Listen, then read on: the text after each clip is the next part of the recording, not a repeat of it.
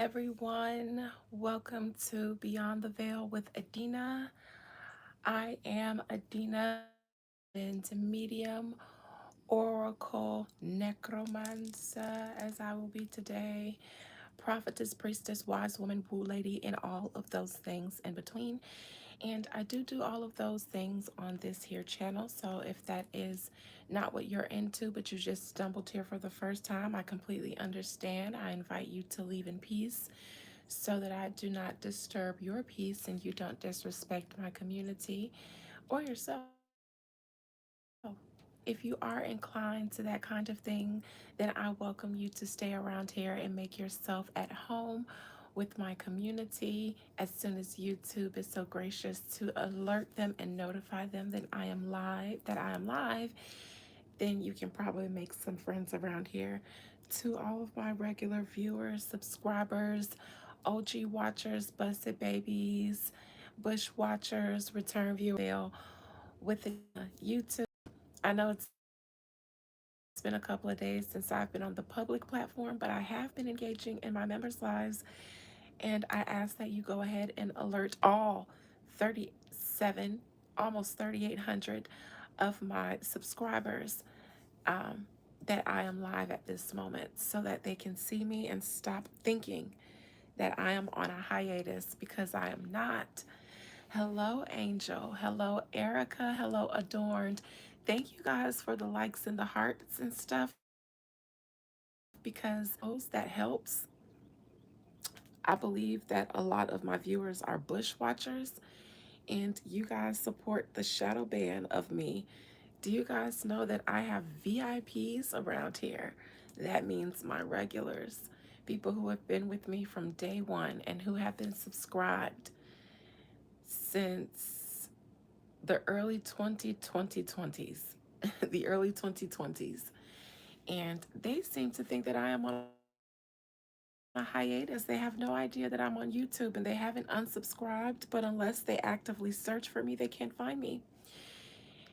And so I just ask that the Bush Watchers, you don't have to come out and talk to us, but at least engage in some way so that YouTube can register you as being present in the roll call. Thank you. Thank you. Hello, Angel. Hello, Erica. Hello, Adorned. Hello, Leo Fire. Hello, Sam. Hello to all of you joining me on this Monday. Happy Monday. Happy Moon Day to all of you. All of you who are watching me from at work, all of you who are watching me from at home, all of you who are participating with me in whatever way that you are. Blessings be upon you in abundance this day of the moon. May you be protected. May you be safe. And may anything lurking in the bushes that's not healthy be uncovered. How about that? So it's Necromancy Monday, and I know that there's a lot of other celebrity stuff that you guys probably are more interested in. Maybe, just maybe, after I get this out of my system, I'll let you guys lead me and guide me down a path of what you might be interested in. I'll see how I feel after I do this, but I have told my members that I have been employing rest, relaxation into regimen. So because I am going to go back in OD mode with content, but I have been kind of just taking my time and appreciating this moment of rest um, all around in my life that I'm in, just peace all around. And so that's why I haven't been on here just about every day, but I alternate in my members' lives, so they have seen me. You guys, the Manna from Heaven ceremony is still going strong. It's about halfway burned out. Actually, let me just take a peek really quick. Yep, it's over halfway burned out. So I'll say by tomorrow night, it should be all done. Nevertheless, you guys should be seeing the blessings start to pour in already. So, yesterday, what was yesterday? Sunday? Yesterday or Saturday night, I was watching a few documentaries. One was on that on YouTube. It's a new documentary about that. young lady in wherever she was who pretended to be pregnant with her significant other and then cut out a baby from out of a person whose wedding that she photographed. I watched that one. I can't remember what it's called. Maternal Instincts. That's what it's called on Netflix, that documentary. And then I watched one um, on John Wayne Gacy. I didn't watch it tapes or the John Wayne Gacy tapes on Netflix. I put it on so that I can fall asleep to it because by then it was late. But I did watch like the first episode or two. And what I was most interested in learning, thank you, Jolene, Jolene, Jolene, Jolene. Thank you for my star, Jolene.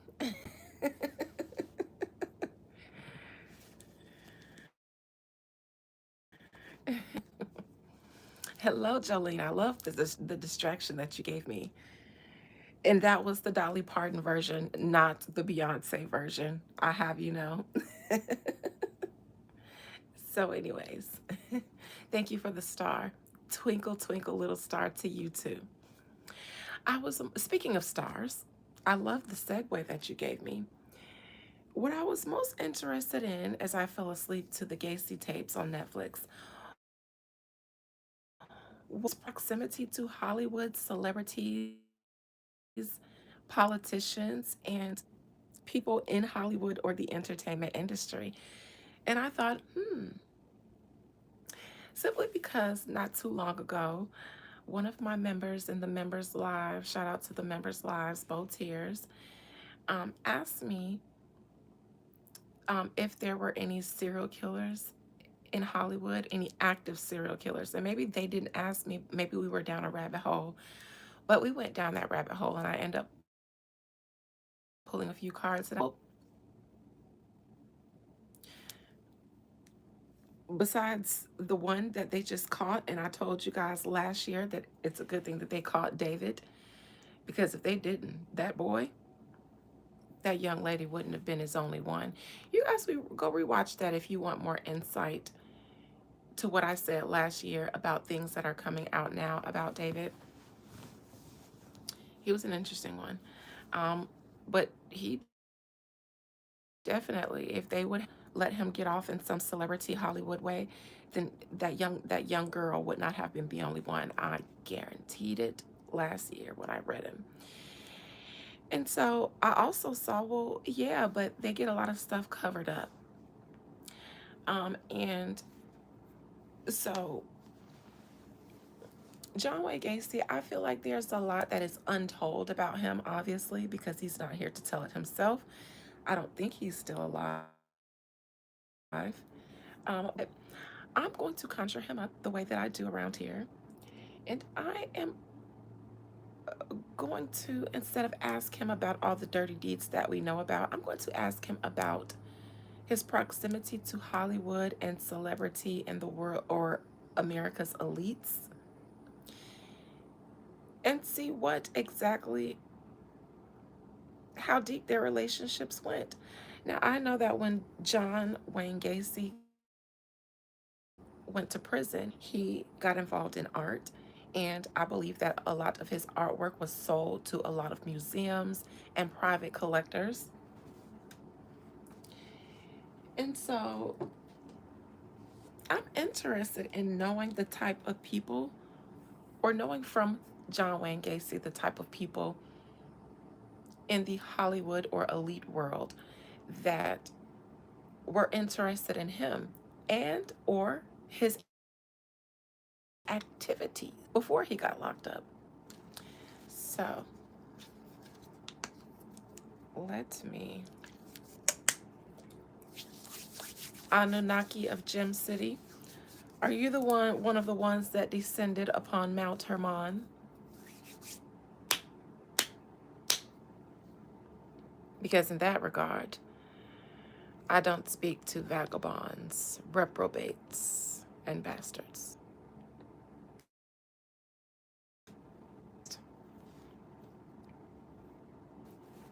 All right. Now that I have cleansed my hands, let's Ooh, ooh, ooh, that was a little aggressive. All right. There's a Q&A sticker that's popping up on my screen and it says most boring superpower. I suppose I can post that and you guys could answer it. Why the F would I want to my members YouTube? Please don't suggest I post that again. There are no boring superpowers that me or my viewers and subscribers hold, except for the trolls, and I don't engage them. So ask us something more fun, YouTube, and I might post it for them to engage in. Ask us something like, what's our favorite superpower? How about that one?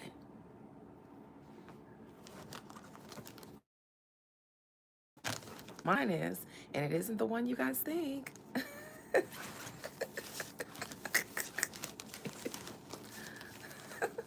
Unless you're one of my members, then you probably guessed it. Okay. Now let me first of all pull up some whole facts about Gacy. Let me get his picture so I can have his face in my mind. Dwayne Gacy, most known for being an American serial killer. Yes, that's you. Let me gaze into your eyes, not your mustache. Your mustache is disturbing. Your mustache gives serial killer, but considering the era that you were in at your peak, there were a lot of serial killers in your day. But your stash gives, hey little girl, I got some candy. No, yes, the stash for me. It's not the eyes. And I guess that's the thing with serial killers. His eyes actually give, he's a good guy. He's suburban, has a suburban family, has a wife, two, three kids, two boys and a girl. Little girl has him wrapped around his fingers. Boys do too, but in a dad boy kind of way. Um, they drive a van. Wife is the boss of the household. Um, and the worst things he does is swear every now and then and raise his voice when he gets upset. But then the wife, subdues him back into position, and he kind of cowers down. His eyes give me that, but his mustache gives me, hey little boy, I got balloons and race cars in my truck. All right. He passed away in the 90s, 1994. Was an American serial killer and sex offender who raped, tortured, and red rummed at least 33. At least. I'm more interested in the ones we don't know about. At least 33 young men and boys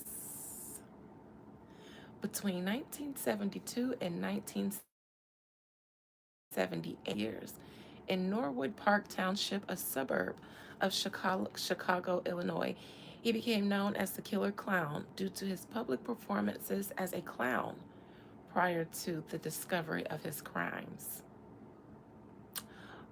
Oh, he's got double chins, double necks.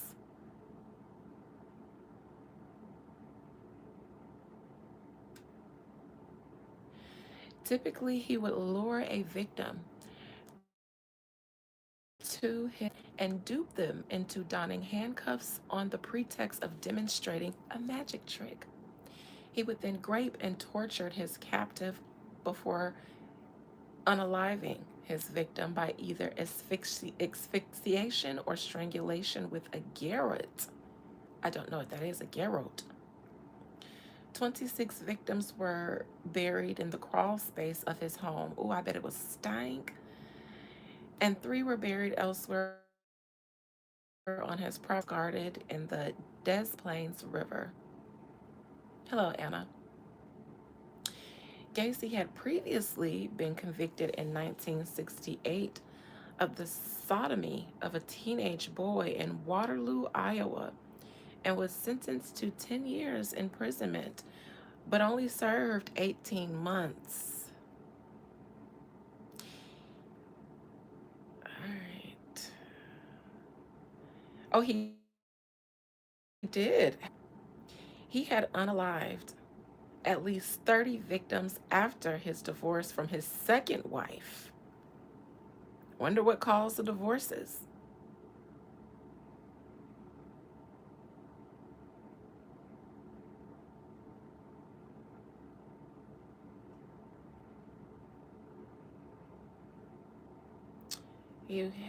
It was executed by lethal injection May 10th, 1994. I'm sorry, you guys, just bear with me while I get a little bit of his whole facts so I can understand who it is that I will be conjuring a little bit better.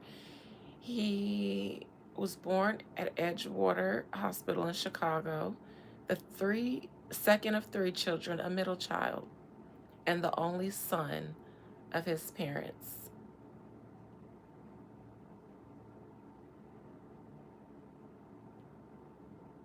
Um, says he's of Polish and Danish ancestry. That's vagabond activity. He was close to his mother and two sisters, but had a difficult relationship with his alcoholic father. Interesting, it says that his victims were boys. His father was an alcoholic who was verbally and physically abusive to his family. His father frequently belittled him and stupid, and comparing him unfavorably with his sisters.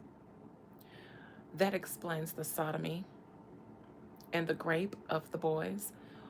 One of Gacy's earliest childhood memories was of his father beating him at age 4 for accidentally disarranging car engine components because his father was a mechanic.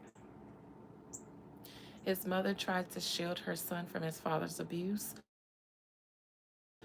which accusations that he was a sissy and a mama's boy who would probably grow up queer. In 1949, Gacy's father whipped him after he and another boy were caught sexually fondling a young girl. The same year, a family friend began to occasionally molest Gacy. Gacy's father, afraid that his father would blame him, so I suppose the person was a man. Despite their challenging relationship, Gacy, thank you, Miss Thompson, for the star and happy Monday. Despite their challenging relationship, Gacy loved his father, but felt he was never good enough in his father's eyes. Gacy was an overweight and unathletic child because of a heart condition he was told to avoid. He sure found another sport to partake in, though. In the fourth grade, he began to experience blackouts.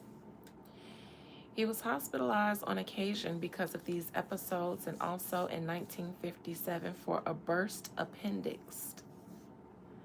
Gacy later estimated that between the ages of 14 and 18, he spent almost a year in the hospital. Okay, blah, blah, blah, blah, blah. His medical condition was never conclusively diagnosed. His father suspected he was malingering. Interesting. Might I add, his father, just to throw this out there, was a World War I veteran. So we're not reading about his father, so they don't speak on any of the other trauma he had, but it seems that it states that he was an alcoholic and he was verbally and physically abusive. He sounds like he might have had some PTSD if that was just not his before even going to the war. On one occasion, he openly accused his son of faking as he lay in a hospital bed. Fainting spells um, are sometimes a symptom of trauma, PTSD. I had them after experiencing a few traumatic events, sexual abuse, but that came after the federal Raleigh's came and took not only my father, but several other of my family members to prison, to the feds. It was a big thing, and it changed our lives for forever. And then after that, after life changed, and we kind of had to settle in to a new normal with my mother being the sole caretaker and having to work. Other family members start having to babysit and watch us as help was available. And, you know, children sometimes the wrong hands. Hey, Q. Hey, Chi Chi. And then after the feds, the sexual abuse, the chronic asthma, which was probably triggered by the PTSD. And my pediatrician diagnosed me with PTSD when I was 12, but that was after going through a bout of hospitalizations and specialist visits all over Florida, going to this specialist ran to figure out why I kept having fainting spells.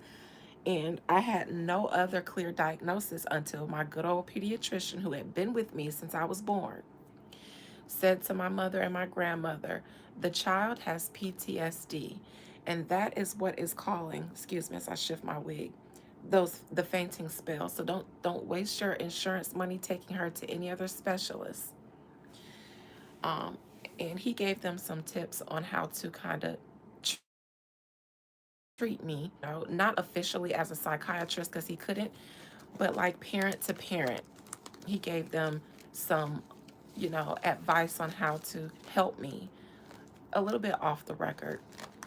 Um, and eventually the fainting spells went away. But I think that that has to do with some trauma in Gacy's home that had caused those fainting episodes. And even the burst appendix, we can't process trauma any other way but in our gut or in our psyche, and sometimes both. Again, relating back to my own experience with that, my mother eventually stopped taking us to visit my dad, and the last time had to be when I was about 15 in prison, because she started noticing the effects that it was having on us. And she said, now I don't even remember this, but I do remember the issue. She said after every visit, leave in the car on the way back, I'd be balled up in the back seat holding my stomach, complaining that my stomach hurts. And when I am experiencing anxiety or fear or trauma or stress, I do feel it as something. I don't know if it's like a stomach ache, but it is a dull pain in my belly. And so that makes sense too with trauma. And I never had a burst appendix, but I had an ulcer when I was a little girl, and they tried to tell me to stop eating hot sauce and fried foods, and I did not. It just wasn't any of those medical conditions that they diagnosed me with, though. PTSD. All right. Gacy worked in the Las Vegas ambulance service before um, being transferred to Palm Mortuary. He worked as a mortuary attendant for 3 months, observing morticians embalming bodies and occasionally serving as a pallbearer. He slept on a cot behind the embalming room and later confessed that one evening while alone, he clambered into the coffin of a teenage male, embracing and caressing the body before experiencing a sense of shock that was called an. This experience and possession. Baby, something entered into your body as it left your body. You know what I'm saying? Because I know they're not going into details, but already in my mind, I can see he went all the way. Now, orgasms are already spiritual in itself, they're portals. People can create humans. People speak of soul ties all the time. This, though, with a dead body, Oh, it's a different kind of. Okay, anyways. And in my opinion, that activity may not be uncommon in that community simply because my mother had a suspicion an older family member of hers when she was a little girl that ran a funeral home and lived in it as well. When she would have to go and visit them, she told me she believed that he was doing something to the bodies. She said she was about 12. She said she never saw it with her eyes, but based on her observations and my mother's own sixth sense, which is part of where mine comes from, she said, mm. Anyways, I've had enough of his whole facts. So let me just get into his soul, shall we? I'm already a little lightheaded, a little bit doing this. So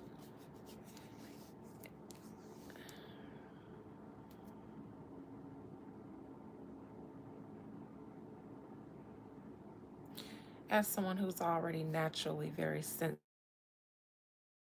reading was a conjuration in itself. And that just doesn't have to do with me. That's a lesson to you all. Just, engaging, watching movies, going down rabbit holes on these people, that is invoking in a way their spirit, not to say that it does anything good or bad unless you're invoking it to actually do something good or bad. But, remembrance, earth, in the minds of people who still are here, keep you present here.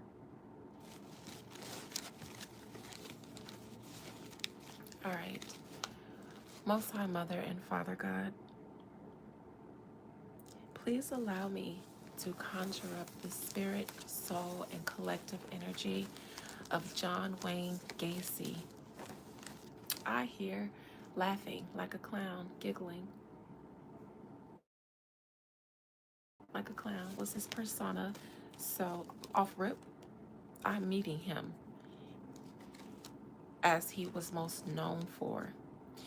He says that's who I am. I see him in his whole serial killer get up, the clown suit, the nose. I actually see him wearing his hair sometimes and sometimes a wig. I don't think he always wore a wig. Sometimes he would lip in the white. And his eyes always had to be painted too.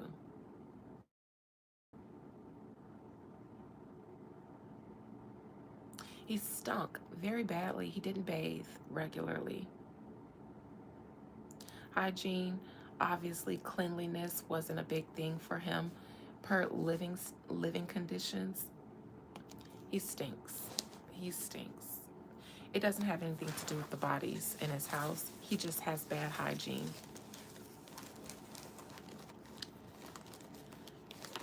John Wayne Gacy, please compel John Wayne Gacy to appear to me in his spirit, in his soul, in his collective energy form, and compel him to speak his spirit and his soul's truth, keeping absolutely nothing hidden from me, including that which he might like to keep hidden from himself. He says, I keep nothing hidden from myself, including that which was kept hidden from us, the public, about John Wayne Gacy. He says, that's a better. That's a better. He says, I have no reason to hide anything. They do. John Wayne Gacy, we know about your serial killings. He said you don't know. John Wayne Gacy, talk to me about your career as a killer. Talk to me about your career as a killer. In my mind, I like how you call it a career.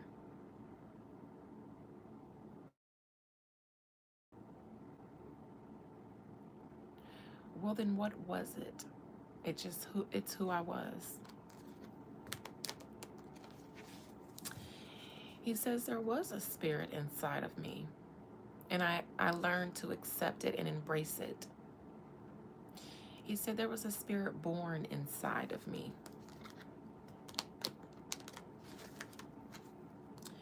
And I hear him saying, and yes, I was born gay.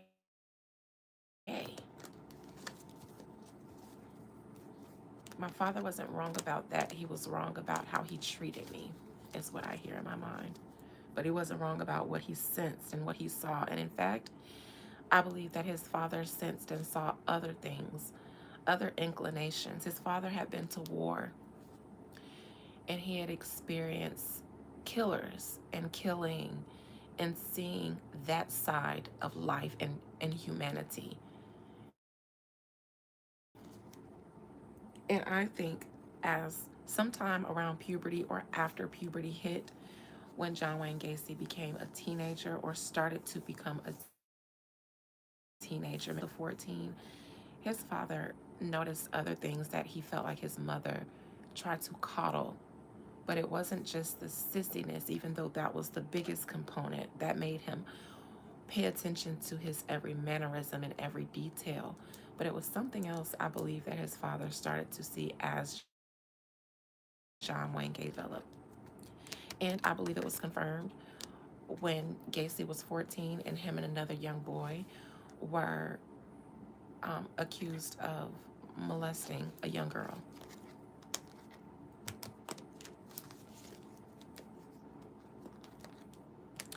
Also, it's not true. John Wayne Gacy didn't love his father.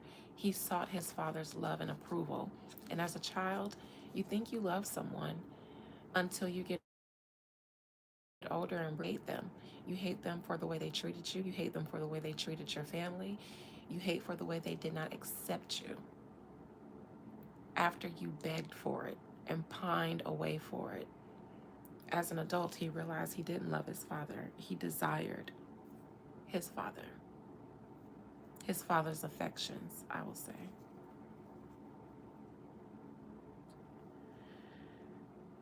John Wayne Gacy, talk to me about your as someone who took lives. They say that you unalived 33 or 30 to 33 people. Was it 30 to 33 people? Did they get that number correct? I'll start there. I'll start with some questions. Was it truly 30 to 33 people? Was it more or less?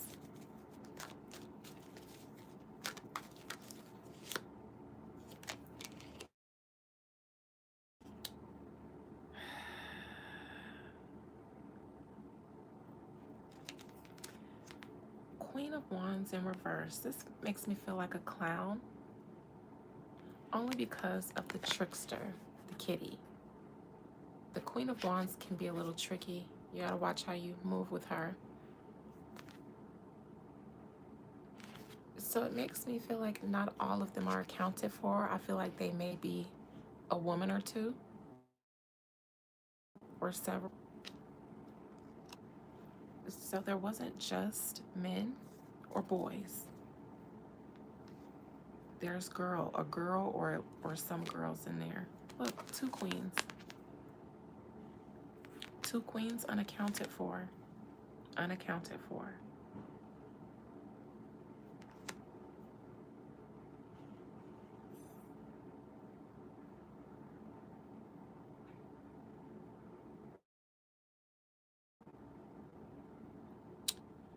I also know he had two sisters.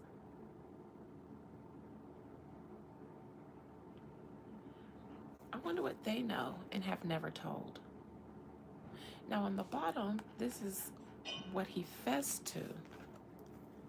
But there's some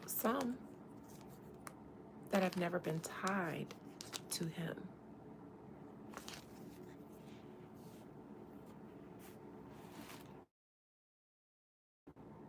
I'm just gonna Google John Wayne Gacy's sisters.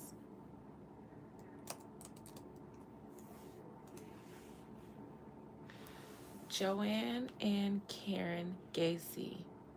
He had two sisters, Karen Kazuma and Joanne Ruth Gacy Casper, Both grew up close to their brother, and they became central figures in documentaries. I think his sisters knew more than they ever told. And I think that there's some women uncovered.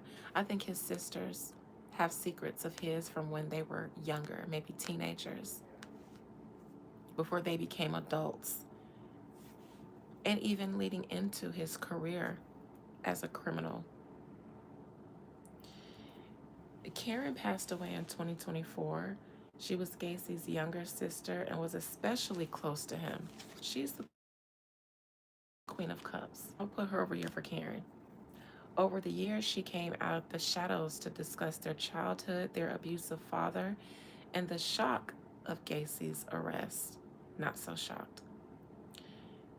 She was featured on episodes of Evil Lives Here, The Oprah Winfrey Show, and she passed away March 2024.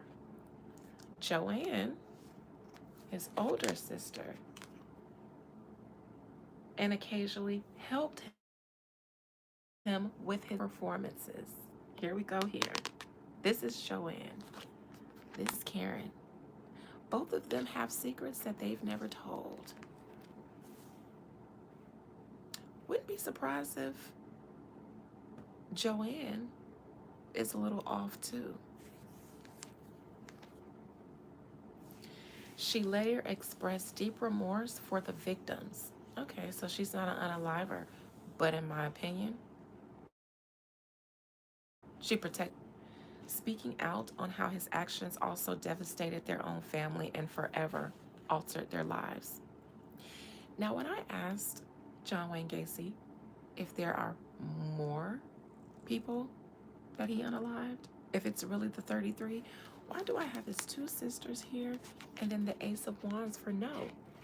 There are some things that I've done that still should or could be explored. But when they are gone, are these other alleged victims and their justice, so to speak.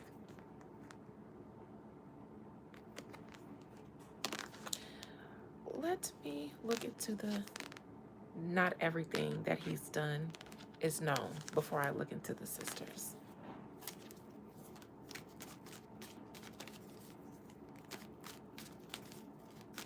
What's this Ace of Wands in reverse?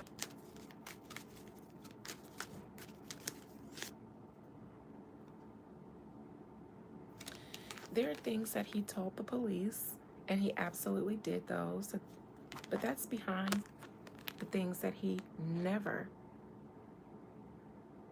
got charged with, not even accused of, not even brought up. If the police didn't bring it up, then he wasn't going to. And if he did bring some things up, there that all of these parties took to the grave with him. The police and their 30, 30 or 33, this is the Three of Swords, charges.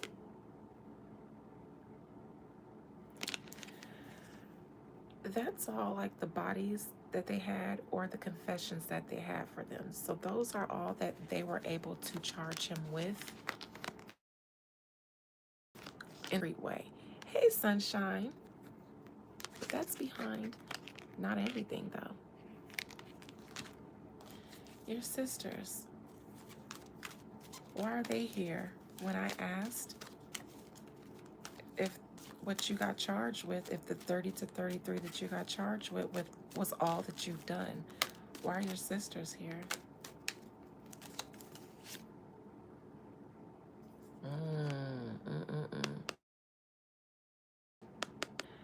In that boat with this little boy here is an older woman.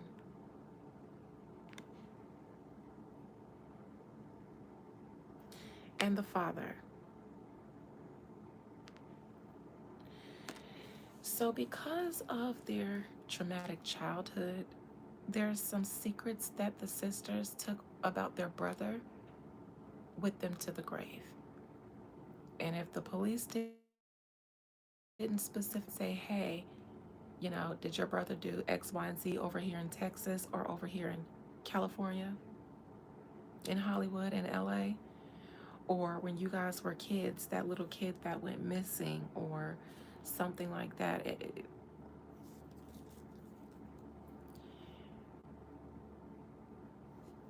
They seem to have been sympathetic for their brother. Now this here is his Hollywood celebrity friends.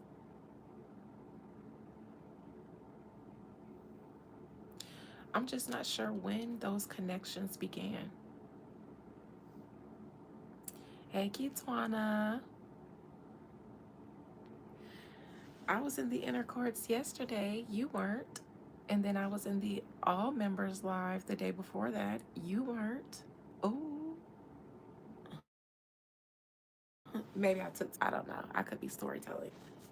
Actually, I wasn't here yesterday, so I did fib, but I think I was here Saturday. No, there are some things attached to his celebrity friends that his sisters know about or knew about that never came out, and they weren't going to be the ones to ruffle those feathers.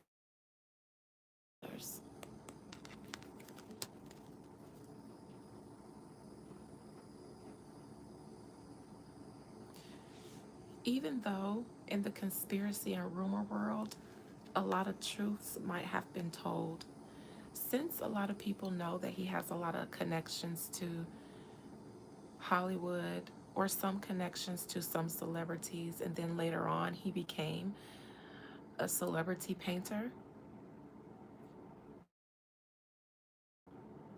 People have gone down rabbit holes on John Wayne Gacy and his connections to Hollywood and have made rumors and accusations about some people in the entertainment world who would rather not be publicly tied to him, but it's known that they were.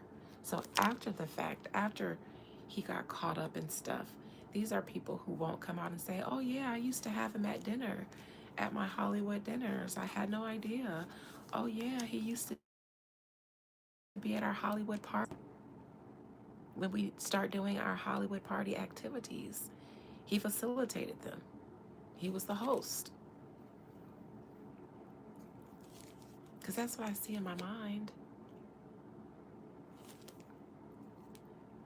I see him being at secret Hollywood parties back in those days where they did a lot more ritualistic stuff. Because now they have technology to do things. But back then, it was, in the 70s, the 60s and 70s, it was the hippies era. It was the cult era. It was the serial killer era. It was the drug era. It was the Hollywood glamour era.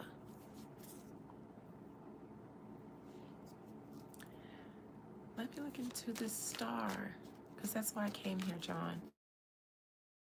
The celebrity. Talk to me about your celebrity friends that your sisters went to their graves with your secrets. The star. Oh. See, these are your powerful friends. John, you just didn't do all of your things in Chicago and in Iowa or Utah or wherever the fuck they said. You traveled too. You went to Hollywood in my. Those are the things that still go on. It's not like when you got banged for it, they shut the whole program down. There were others besides you, so that program kept going without you. And they pretended that they had no idea. The ones who were publicly tied to you and the ones who weren't publicly tied to you, just as if they were horrified at the news down there in Chicago. Wow, Chicago. Wow, that Gacy was something, wasn't he? Down there in Chicago. You took that traveling circus on the road, didn't you?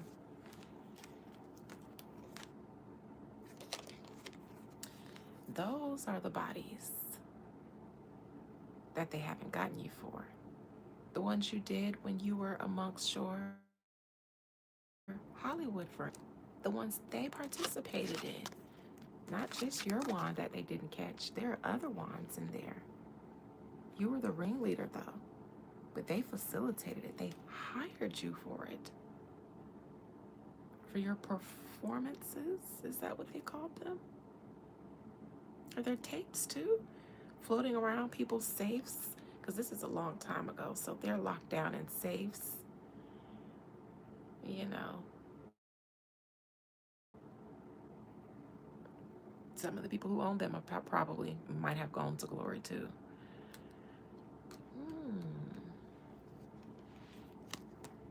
Those are the bodies that they didn't get you for.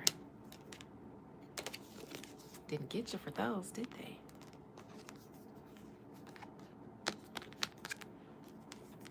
The group activities.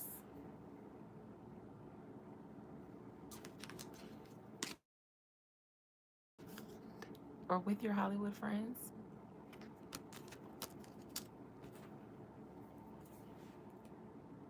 Let's go to Google for a second.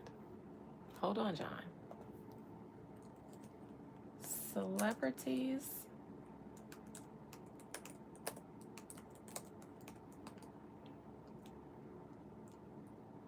associated, not with Scientology, not with Epstein, not with Diddy,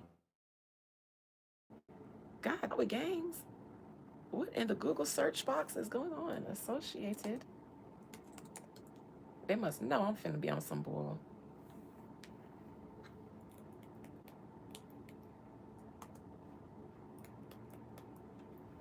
With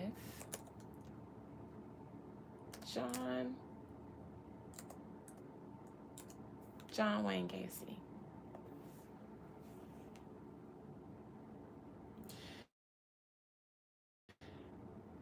Celebrities associated with serial killer John Wayne Gacy include figures who directly interacted with him.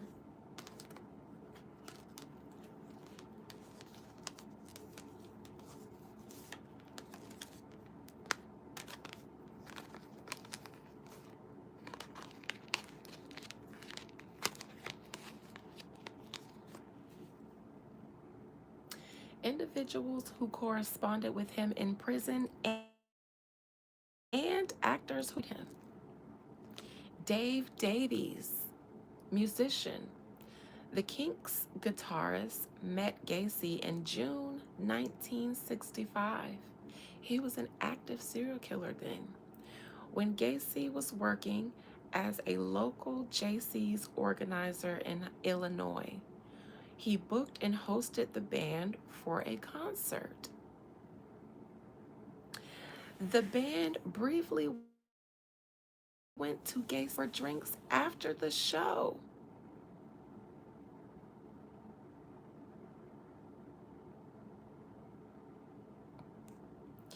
Before deciding to stay at a hotel. Dave Davies later recalled that Gacy seemed so nice.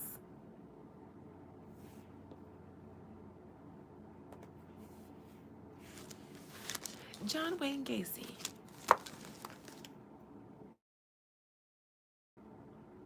What took place at your house when Dave Davies, the guitarist from the Kinks, and the band went to your house in Illinois after their concert? What took place there?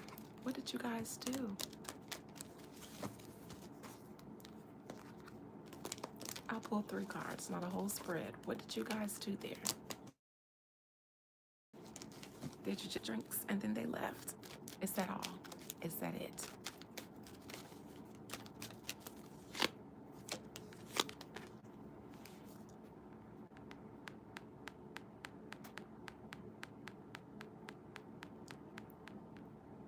Now what do we have here?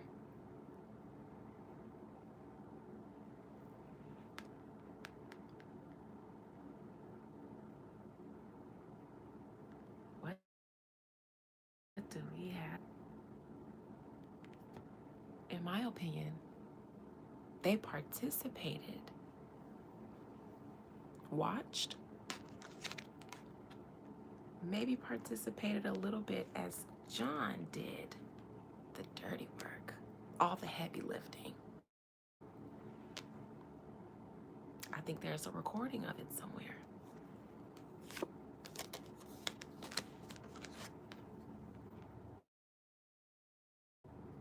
In my opinion, they participated as John did what John does.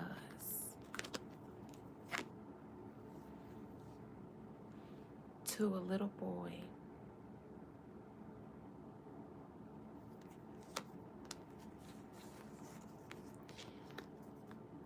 Did you guys just watch tapes or did you guys do it? He said, no, we did it. We did it.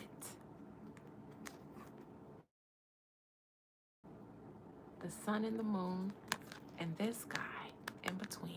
Oh dear. Was it just 2 band members who went over there? Because this looks like the 2 band members and John. And then there's John here and 2 band members. The one who booked them on their tour. Let me look at the sun card because that's the little boy. That little innocent naked boy or girl. But in this case, we know what he likes.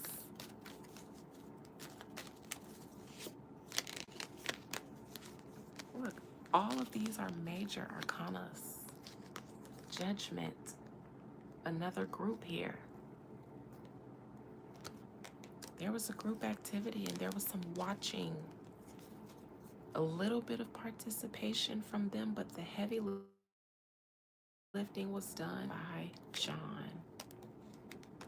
My God. My God. In his home, there is a room or where he took them. I don't know if it's the basement or something like that where it's almost impossible to hear screaming.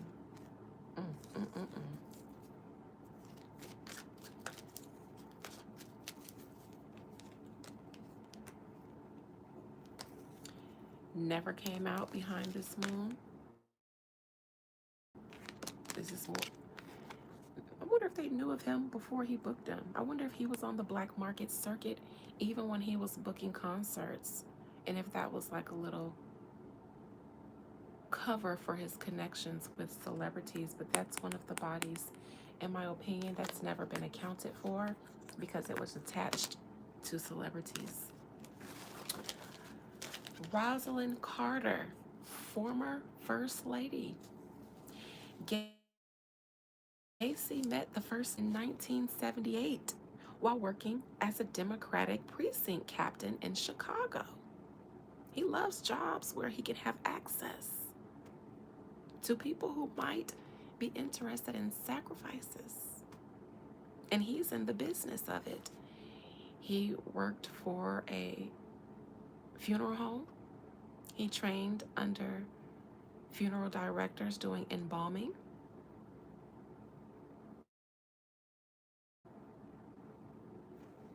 And he likes to do the acts himself. So he's the perfect guy to hire if you're in the business of doing those kind of things. And you want to be an active participant, but you want him to carry out all the heaviest of the lifting. He sounds perfect for it, and he works those jobs. It seems strategically. Was it strategic? Sure. He said that's where the money came from. What money?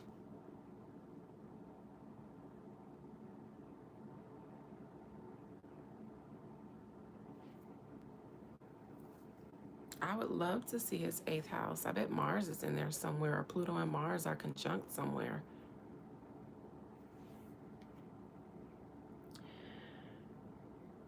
A photograph of them together was famously signed by Carter. John Wayne Gacy, he said she's a favorite of mine. I love her. John Wayne Gacy. Did you just have an innocent meeting with First Lady Rosalind Carter? Was it just a meeting at work and she signed an autograph for you and that was it? He said you should do a whole spread on this one.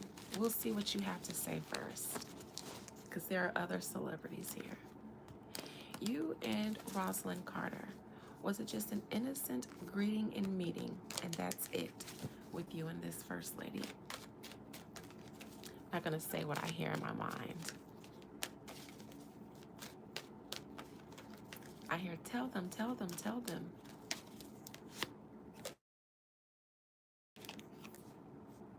She's one of the ones who got active, eh? Nothing about the Five of Wands is innocent. In fact, these people are actively engaging, not in a battle, so to speak. Notice, nobody's hitting each other. Look at the wands. His is up in the air. His up in the air. His back there, up in the air. His swinging that way. So that means these people from diverse backgrounds with diverse opinions and races and creeds and places in society, all engaging in the same activity.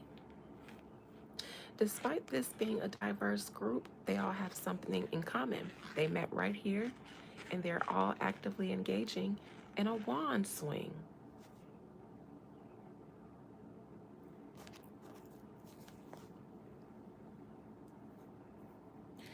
What I was looking for, Two of Cups, because that gives me meet and greet, mutual acquaintances, but nothing more, nothing less. This, though, gives me she was one of the ones who participated. Now, remember, he had a wand when I asked him if the 30 or 33 bodies that they attribute to him is it. There was a wand in reverse, which led me to think no, there's still some. And as we continue to clarify, we found the ones to attribute to him are the ones attached to his celebrity friends. In this case, all these wands are upright. So they're all doing the same active activity. I asked if him and Rosalind Carter were just mutual acquaintances at work. No, she was one of the ones who got active. She had a wand.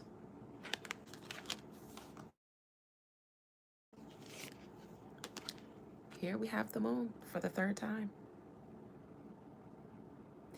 It's in reverse in this regard because I'm talking about it. I'm uncovering a truth that's not fact. It's all based in my opinion. More wands. This is one of the ones who, when John left the game, the activity from 5 continued. So, in my opinion, there were some who might have just wanted to participate in some nasty, freaky, bloody, gory stuff. There was some who just wanted to watch, and there are some who did it for rituals, and they did it before meeting Gacy, and they did it after Gacy got knocked for it. Feels like this is one of the ones, in my opinion. Of course, this is all my opinion. I don't know any of these people. I wasn't alive.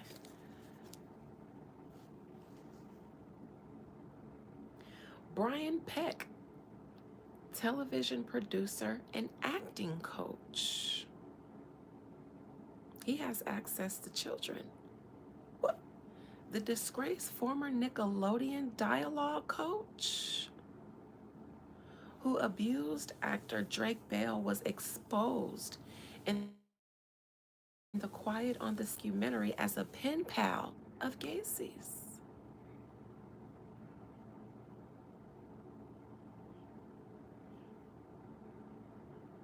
Gacy gave Peck an autographed painting of a clown, which Peck kept in his home. The only reason Brian Peck is disgraced and disgruntled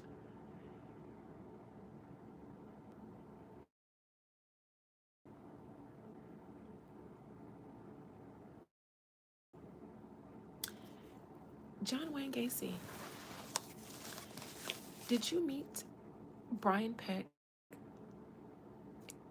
before prison? On a personal basis, not saying did you know of him just because he was a producer of Nickelodeon. Did you have any intimate correspondences or communication with him before you went to prison or just after? Did you know him in a closer way before you went to prison? Brian Peck, John Wayne Gacy.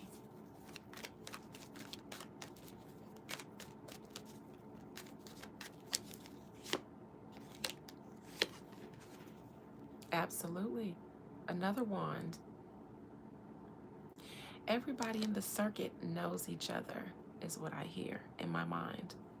Back then and now. He was a big dog, a producer,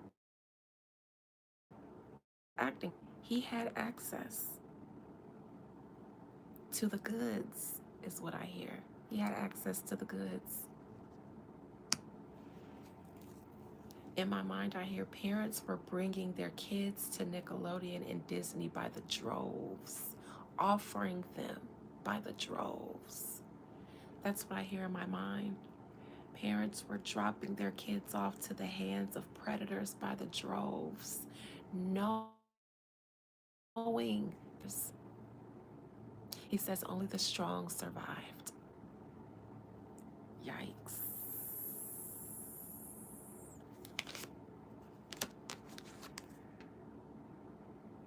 He knew him, and he also know that he eventually got charged too.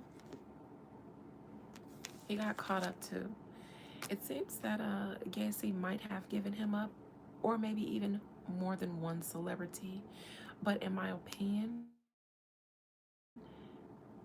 Brian Peck isn't the only disgraced celebrity that had a relationship with Gacy. There are some that were never accused or charged, but there were some that Gacy gave up. So the detectives, the police who worked closely with Gacy in interrogating him, they would know. But they didn't move those up the chain. Not all of them.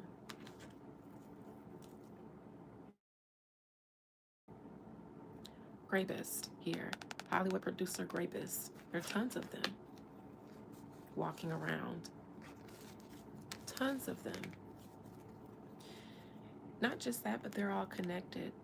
The serial unalivers, the Hollywood elites that need sacrifices to feed the beast, so to speak. It's all one big circle of life. The traffickers, that one big circle of life. Heavy on today, in my mind, I hear heavy on the TV producers because they have the ability to dumb down the masses so that one half of them don't pay attention to things, the other half of them sign up for it, subscribe for it, like Zeus, in my opinion.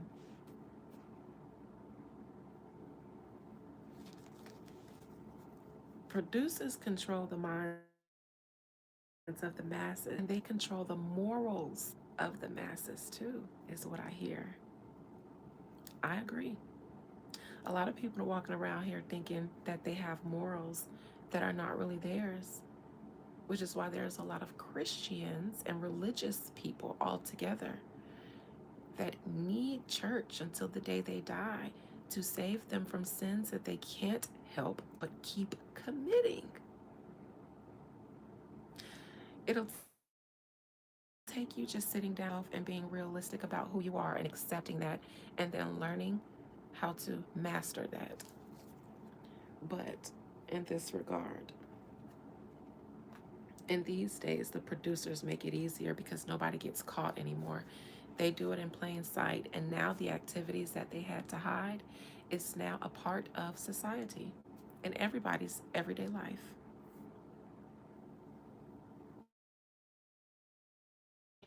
John Wayne Gacy, in my mind, is complaining about the promiscuity of today because it takes away the power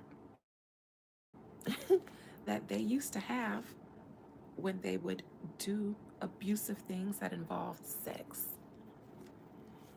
You can't do it for the power if the person is moaning and groaning while you're graping them.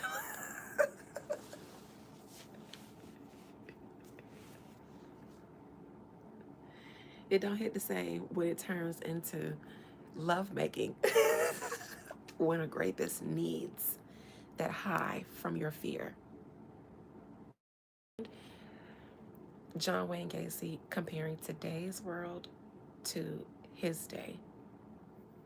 Rape and sexual torture meant a little bit more than it does today because everybody is a slut. All the men are openly gay, so they're going sodomy. Can't be sodomy if it's sex. All the women want you to know that their fronts are pink and their booty holes are brown.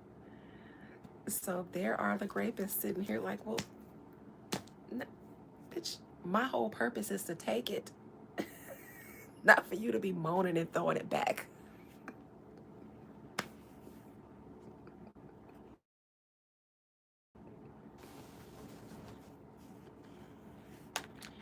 It put some of the old perverts out of the game and gave the voyeurs. The voyeurs today are all the rage now. They just one click away. They don't have to go through paywalls or anything anymore or secret encryptions. They could just go on TikTok on a late night, I suppose. OnlyFans. Did OnlyFans put all the Pornhub?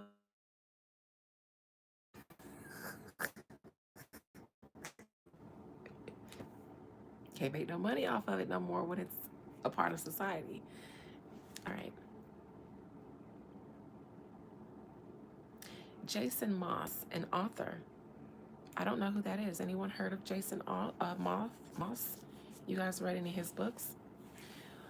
Moss extensively as a college student corresponded with and visited Gacy. Gacy was on death row for a research project.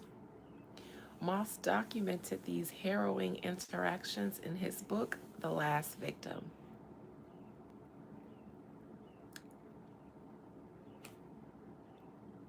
Okay, we don't care about who played him.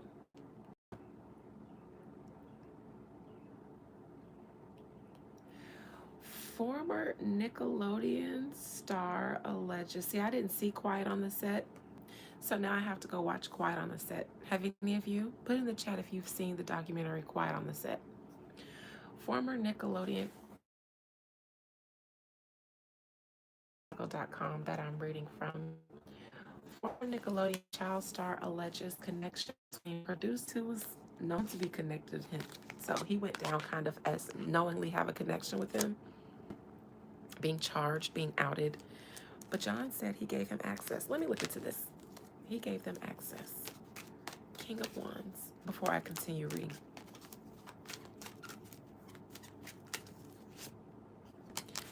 Yes, he got judged too. So he was one who was having a connection with John. Did John give you up? I don't know. But that's one of them that are known to have a connection with him. That's one of the bodies in his closet.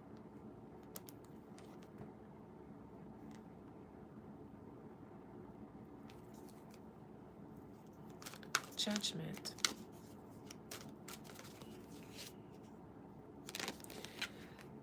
Some of their victims are missing to this day.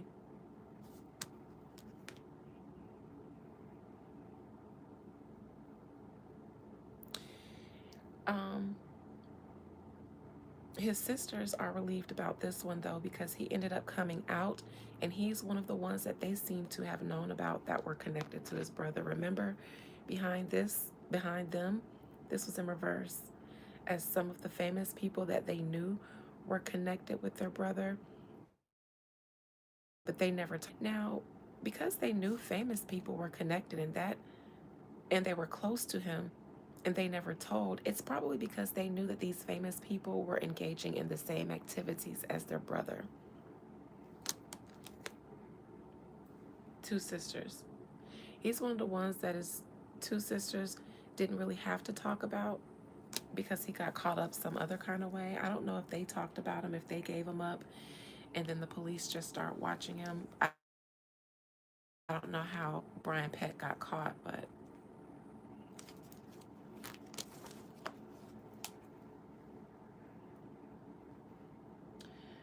disturbing details about what some former Nickelodeon child stars endured are coming to light following the release of Quiet on the Set, The Dark Side of Kids TV, a documentary series that highlights alleged abuse and inappropriate behavior on set at some Nickelodeon TV shows in the early 1990s and 2000s.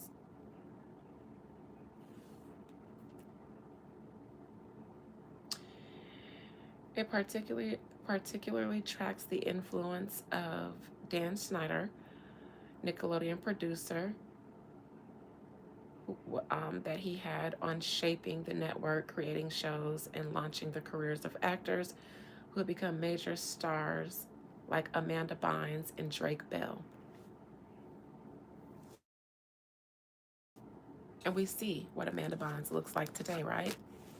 John Wayne Gacy said, "That's why I said only the strong survive." She couldn't, she didn't have to survive, but she did. John Wayne Gacy looks at Amanda Bynes as a survivor, not as a crazy loony bin person. He looks at her as strong because there are others that didn't make it, is what he says.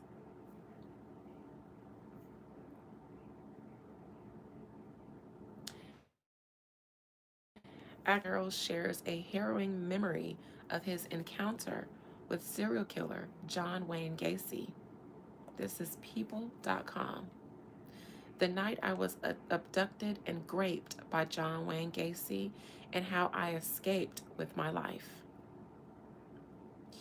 Years ago, actor Jack Merrill spoke to a Hollywood movie executive about telling the story of the harrowing night in 1978 when he was abducted. Killer John Wayne Gacy. Who gave him access to him? No way. John Wayne Gacy has all these connections to producers in Hollywood that work with children and other um, minors, people trying to get into Hollywood, and he just knows where to go and who to grab, who's also just so happens to be an actor. So I believe he was right when he says the Hollywood producer provided access, and he said Hollywood producers stereotypically, in his and my opinion, provide access to victims because of the people who are ushering their children or trying to usher them into child stardom. Some innocently, some knowing that do whatever it takes. But I want this child to be famous so that they can make my life great.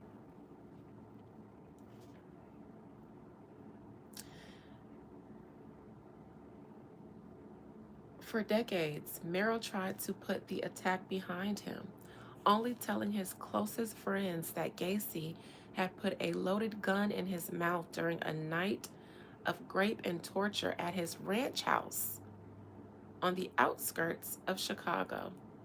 Miraculously, Merrill survived several months later. On December 21st, 1978, Gacy, a contractor who also performed as Pogo the Clown, was arrested and eventually charged with the murder of 33 young men. Gacy was executed. Now Merrill, 65, is ready to share his account of the survival. Um, I'm skipping through some of his early life. My mother had cystic personality. Put into perspective of one of the parents of an actor. And what I was just talking about that Gacy said about parents bringing their kids in droves to Hollywood so that they can live off of them. Nothing existed outside of how life affected her. Me and my sisters were walking on eggshells. Is getting yelled at. I'm starting to get a profile of these victims here, at least the ones that are attached to Hollywood. And it seems that they were easy prey. Seems like they came from similar backgrounds from Gacy's. Traumatic with traumatic parents.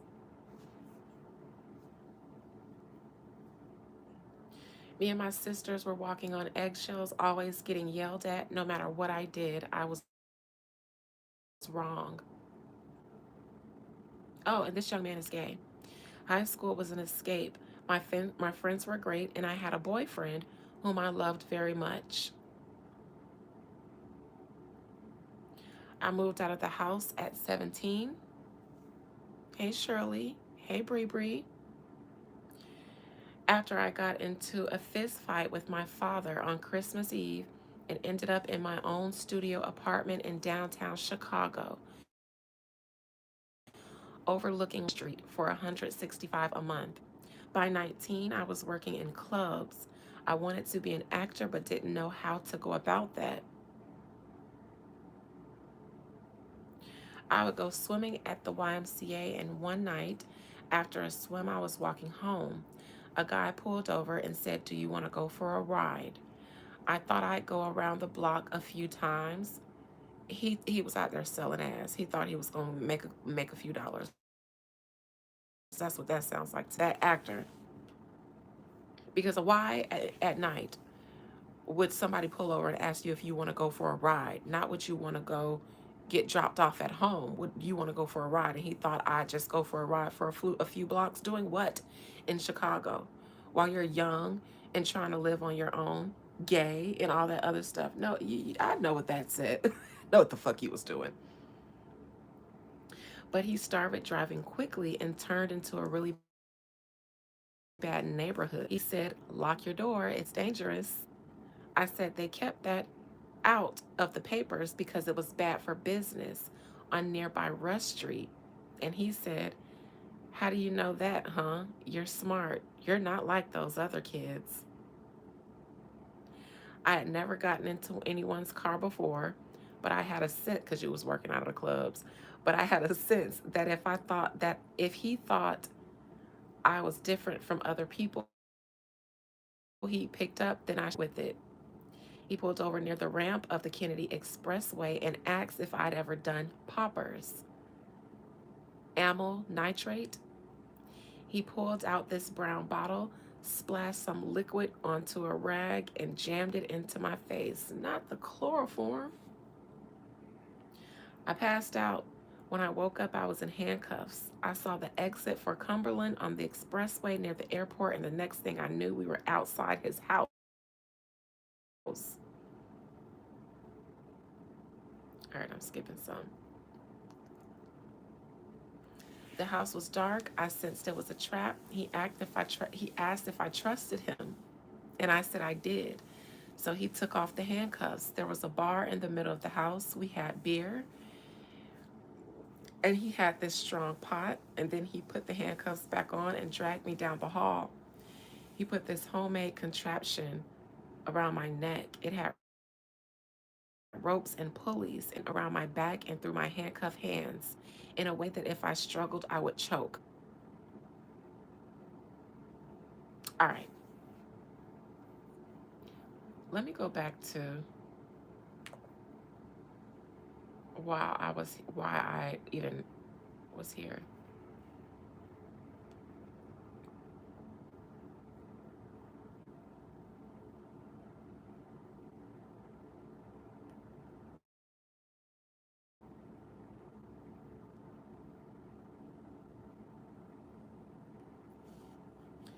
Four things Devil in Disguise, John Wayne Gacy leaves out. This is Rolling Stone.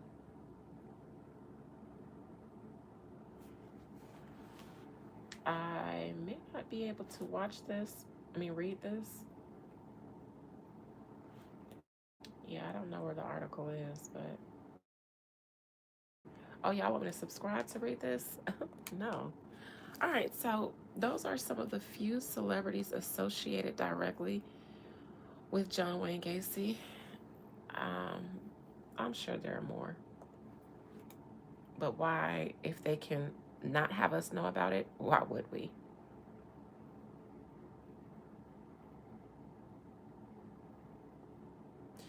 CBS News attorneys John believe Gacy is. Let me read that and then I'll get on with Gacy.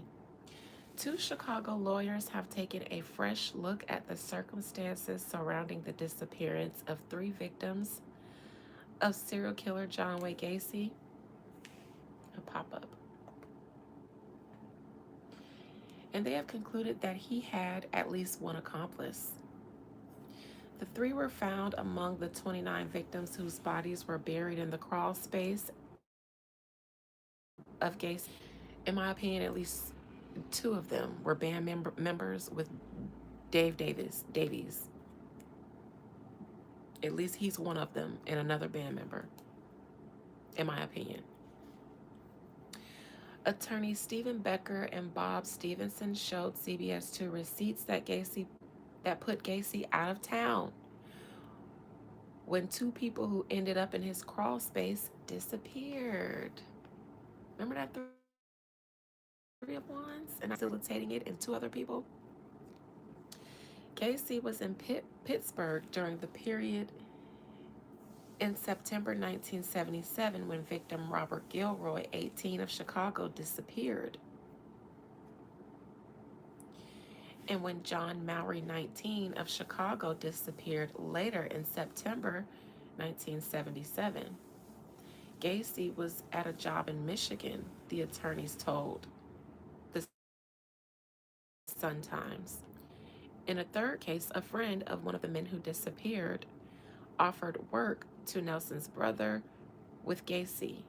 The man's identity is being given to the police. The attorneys are also examining Gacy's own questions to the police when he was arrested. Among those questions were, who else do you have in the stations? There are others involved. And he said his associates would directly. Let's go with Gacy.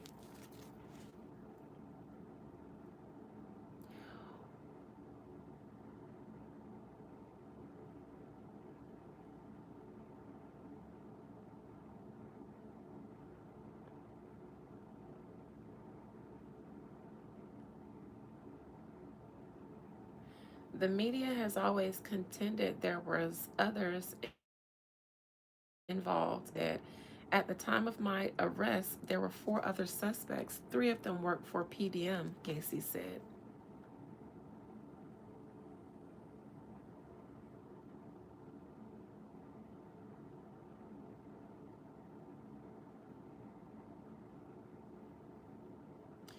But Gacy also tried to convey the impression that he himself was not involved in the murders. He said he did not say anything because it wasn't my business, and I stayed out of other people's business.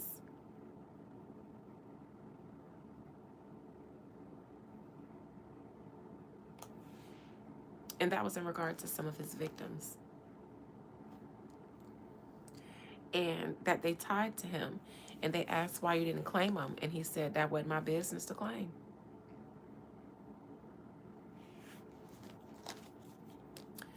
John Wayne Gacy.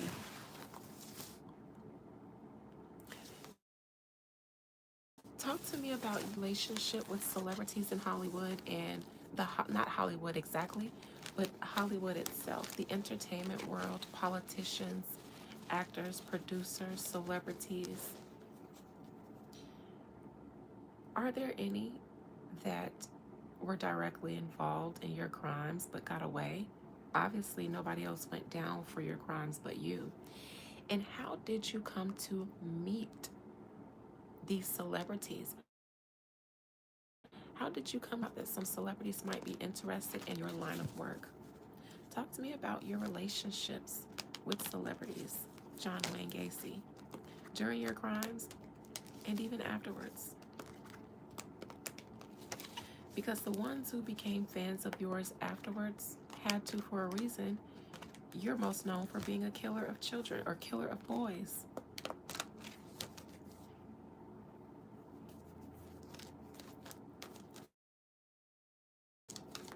He said, my artwork was all they had left of my brilliant performances once I got locked up. He says, they loved my mind. They thought I was brilliant, which is why they continued to patronize my artwork. Yes, I'm fixing my wig. It's glueless, which is why they continued to patronize my artwork. They thought I was a visionary. They saw me as an artist in every way. My contraptions made them myself. They were art. My victims inside of my contraptions were living art. So we talking about artsy fartsy people.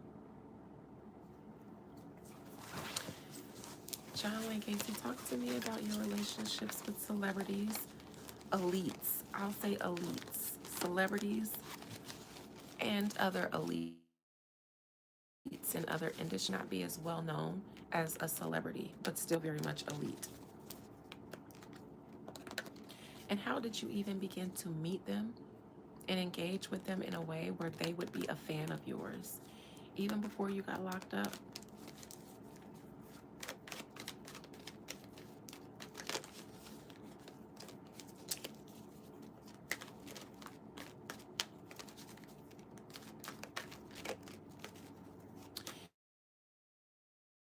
he says serial killers know what communities to join where they would be welcomed. He says a lot of people think that serial killers are loners and they act alone in the shadows, but we have communities and we know where those communities are and who they are.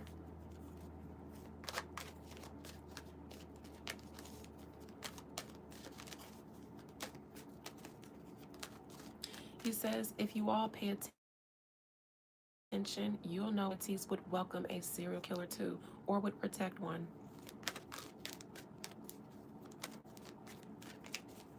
And then you cry, is what he said.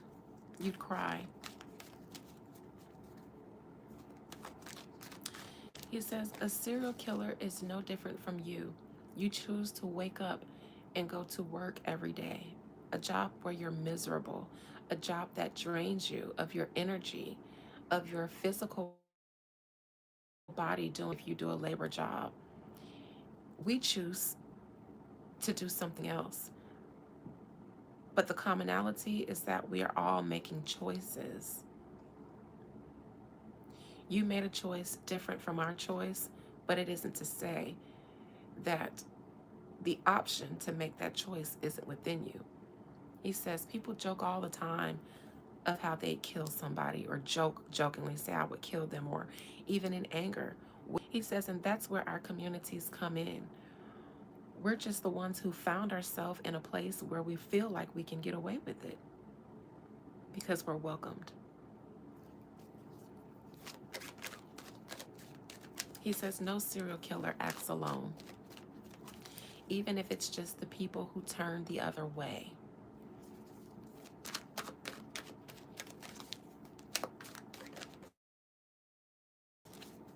He says, in a sense, all of you are guilty too. He says, how much of you worship celebrities and watch them die and listen to the conspiracies? In fact, look at the facts in plain daylight.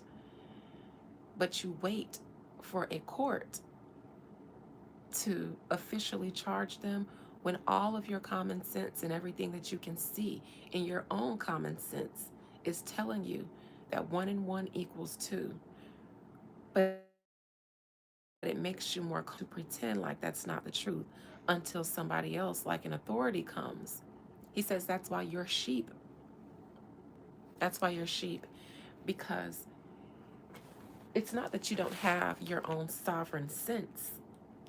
You wait to use it until an authority, someone who just uses their sovereign sense, confirms it.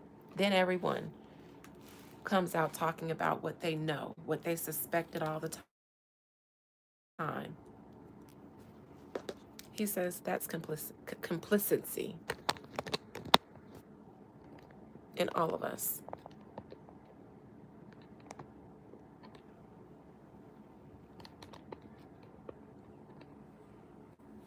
All right. How did you talk to me about your celebrity friends, your elite friends? And what did that look like during your career, the height of your career, especially? And how did you even meet these people? Did you seek them out? Did they seek you out?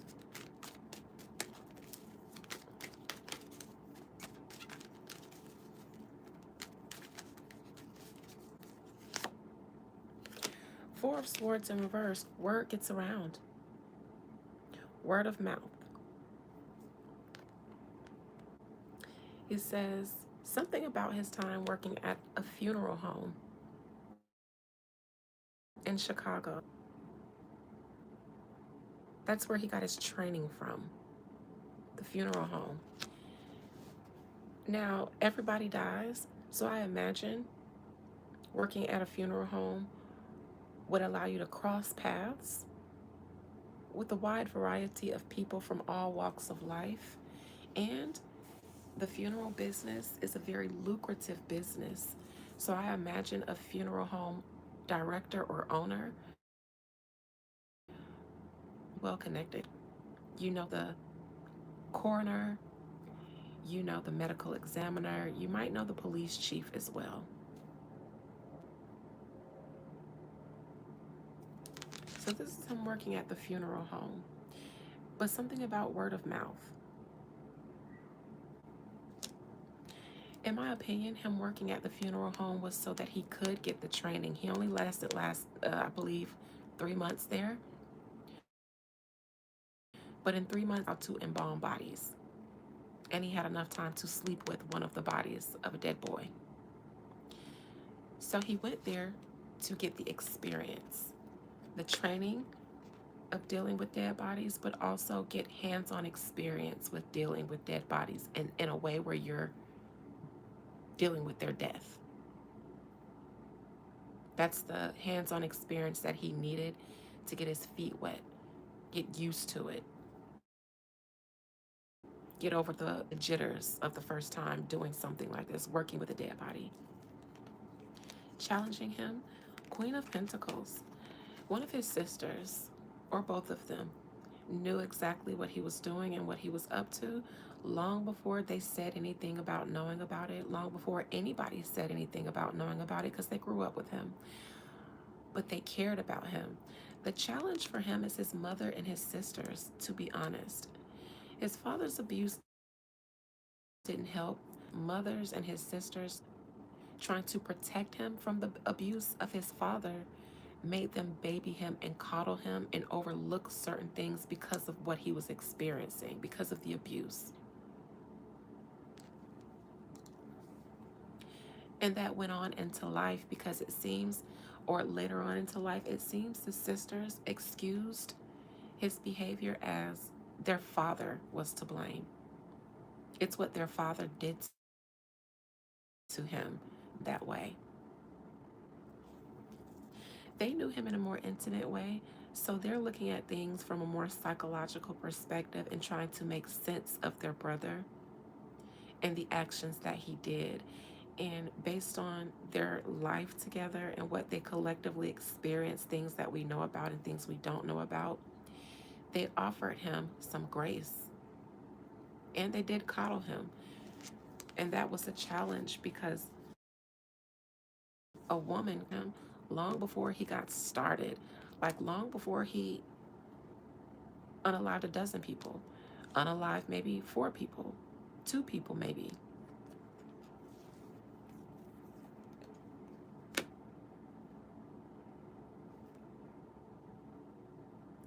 His sisters also went to their grave with a lot of information about elite people. I don't know if they cut him off after he got, but it seems like they still facilitated some business that was Gacy business. I know that he made a name for himself as an artist, so he was still making money but he can't spend that on death row. He can't go and meet with certain people on the outside that need to be in connection with him while he's on the inside.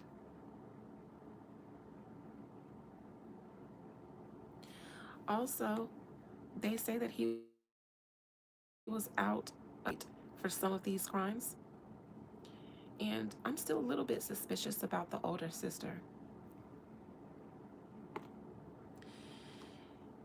In his past, this would be how he came across celebrities in the first place. Could be when he started booking tours for them,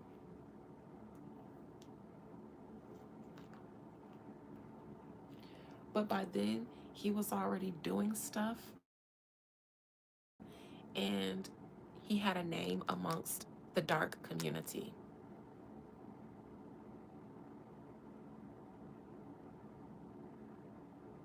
So his reputation preceded him. But also something about this funeral home business. I'll clarify that to see if it's someone he encountered while working at the funeral home or a connection he made as a result of working there. But booking tours and stuff, concerts for celebrities, gave him the access that he needed to the celebrity world. And once he did a thing with one of them, then the word of mouth aspect came in. Knight of Pentacles in reverse in his future. He made a lot of money working with celebrities. That's where he made his money, his livelihood, really, the bulk of his money. Not at his jobs, being hired out for elites who did elite activities. These activities went on before him in these circles and they continue after him. He just found a bigger, more lucrative circle. Once he got on, then he got on. And he became an icon to the dark circles. He's still an icon to the dark circles.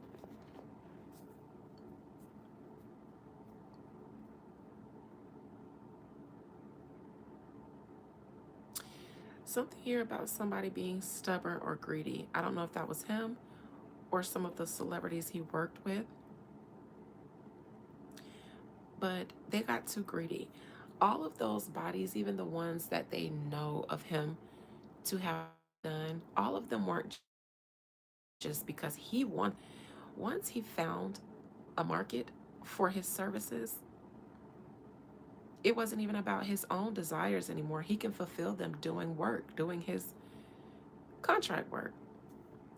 So he became such a prolific serial killer. And at his time, or at the time, maybe in history, he has the most bodies attributed to any U.S. serial killer.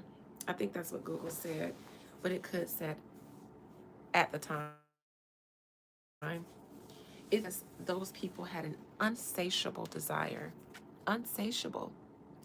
And once you found one family, I hear in my mind family. Once you find one family, they refer you out to another, and then another, and then another. And by the time you make your rounds with them, then they're ready to start over again.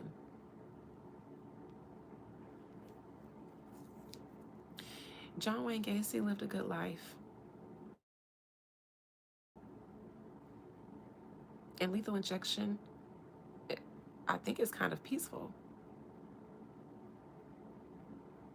Maybe there's a slight burn, but, and then you start feeling suffocated once they put that last chemical in you, but he continued to make money and be revered, have celebrities and art elites and things like that running to him in droves for his artwork that he wouldn't have thought to make if he didn't think that there was still a market for it.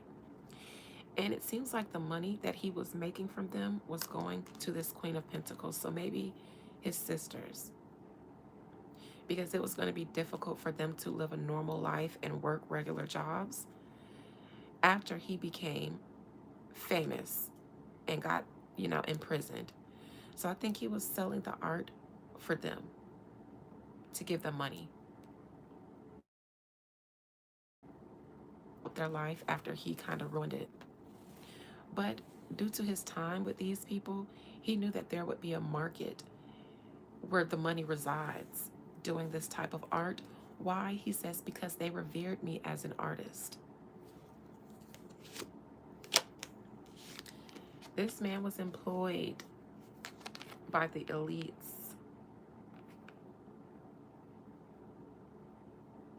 He did some things on his own, some things with other low lives, but his bread and butter is with the elites, and the laws know that.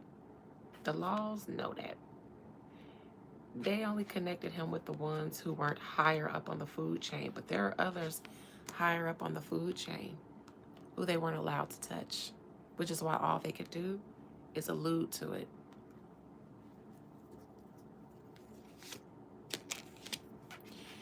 And this is how they know that even the bodies that they got from him are not all that he did.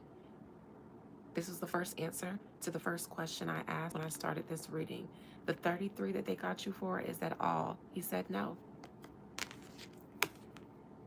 The ones he was hired to do and did in groups, elite groups.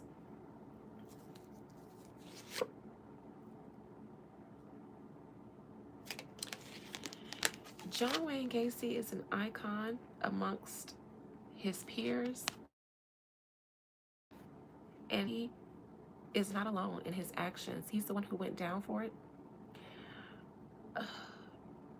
But there are others who came up like him, who were inspired by him, and after he got locked up, I can see in my mind Gacy parties. Elites were having Gacy parties. His friends were having Gacy parties where they did things in his honor the same way he would have done it. Parties. May he live on, is what I hear. Problem is, Gacy wasn't a fan of the blood spillage. He liked to end the life in strangulation. These people, that's where they didn't always agree with Gacy. They wanted the money shot so that they can drink.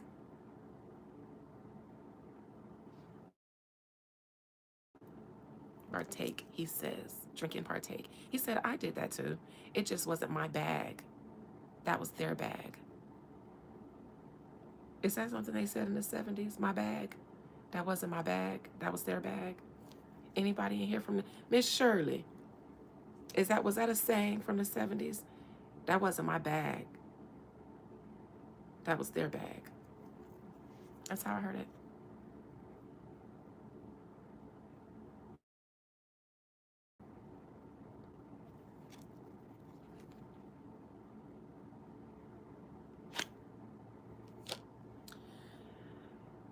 External to him, how he's seen.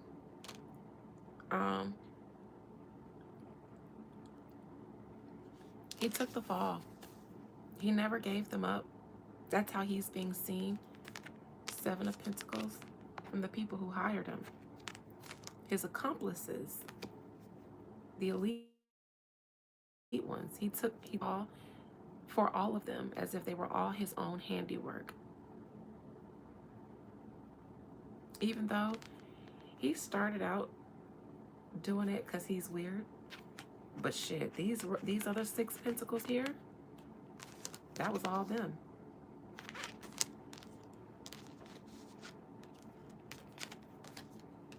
Hopes and fears. Why? Because when he got even more clout. And this isn't really a hope and fear. This is an acknowledgement of how the world works, how Hollywood works, how it'll continue going on as long as families harm their children. And furthermore, as a person, not as a serial killer, his hope was to have a happy family. That's all he ever wanted, was a happy, normal family life. His fear was the family life that he got. The fact that his mother stayed seems to bother him. She stayed. He says, I might not have turned out the way I did if my mother would have left my father. And his outcome as it relates to him and his celebrity friends. Well, one of them went down. Some of them went down, but the ones that were directly engaged to him, they continued on. The mission continued. The marathon continued. Why? Because serial killers and those elite circles go hand in hand. They operate independently of each other, and then sometimes they collaborate. So it went on to do what it will do because it's been doing it. It's been something that it's been actively engaging in. And now, from serial killer, he's now a part of the entertainment world. There have been several movies made about him, documentaries, so now he's a star. He went from a serial killer to a star.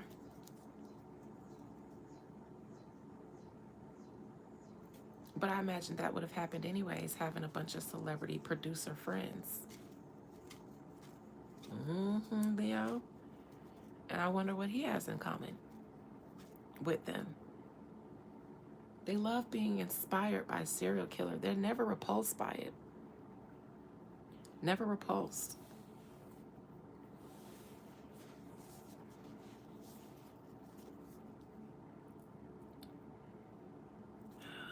What do I want to clarify? Let's start with your Four of Swords reverse, because that's where I was curious. Did you start meeting people when you worked at the funeral, even though you was only there for 3 months? And if not, did you make some connections with the funeral people?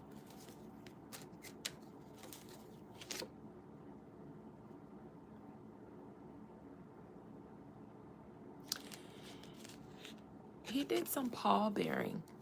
I don't know what type of people patronize this funeral home. If it was like a funeral home for like white people, wealthy whites. I know he wasn't working at a funeral home in the hood of Chicago.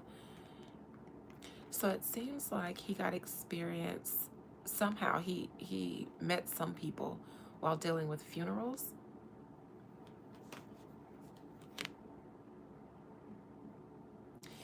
He hadn't really started his claim to fame yet, but he was practicing. He went there to kind of get practice in.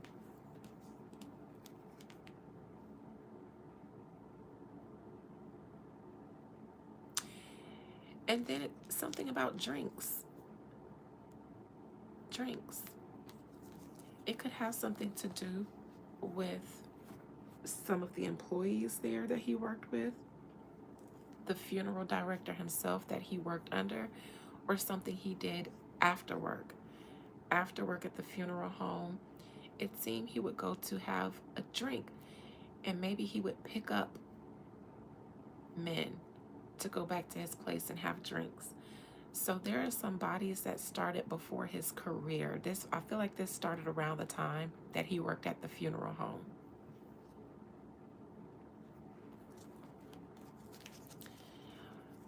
Or before, but the funeral home was when he decided, okay, let me start going and training for what I'm about to do. Seems that he had friends.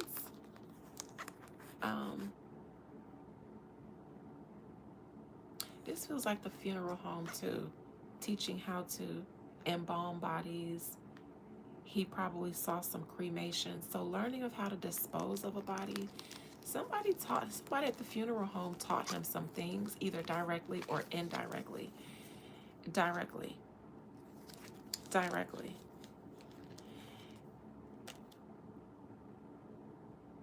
Could be rumors, something like that. He got caught, I think, doing something with that body.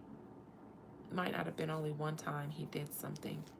Something about drinks after work, not just the YMCA when he would walk home. Oh no, that was the victim. Something about drinks. Before he was inviting people to his house for drinks, he was going after work for drinks and picking up guys.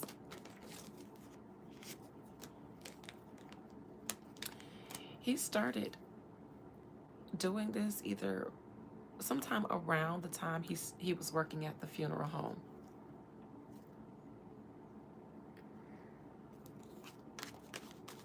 Queen of Pentacles challenging.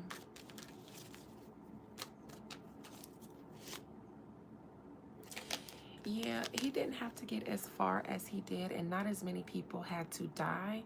He could have been caught earlier if it weren't for, I believe, the women in his life who loved him. People could have not died, but it's because of their shared childhood trauma. So, and the money that he gave them afterwards, like I said, he tried to help them kind of start a new life with the money he made from his artwork to repay them for keeping all of his dirty little secrets. Two of Wands in reverse in the past.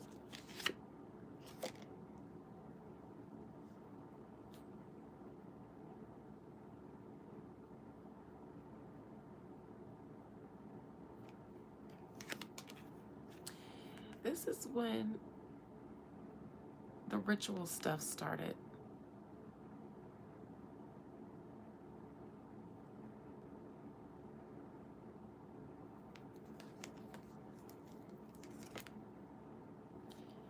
Ace of Swords in reverse.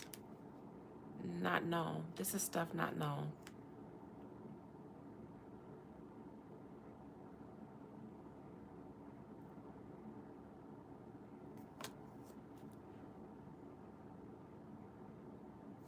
Never charged, never even brought up to the police. His mother is on the bottom here. The Moon. Wheel of Fortune. Family connections. Who does their family know?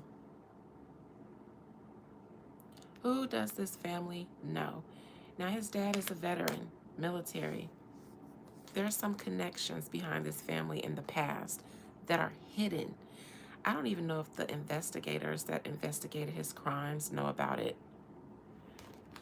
Behind this Moon, a Wheel of Fortune. This is a hidden connection.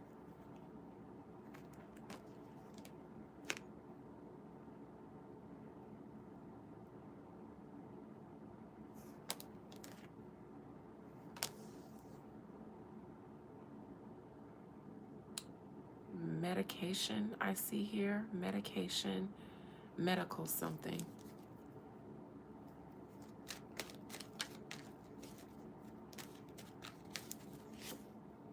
Temperance.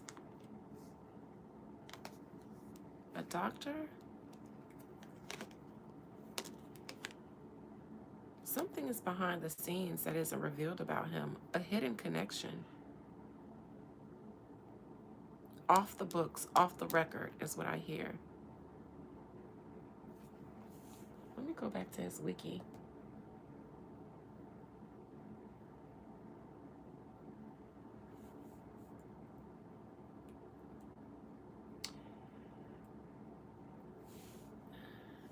There was a disagreement between the doctors and his parents. His father was insistent that his child was gay and weird. His mother was insistent that he's sensitive and special. The father kept telling the doctors about things that he noticed that weren't right about his son. Not just the gay stuff. And mind you, this is 50s in the 60s, because he was born in the 40s.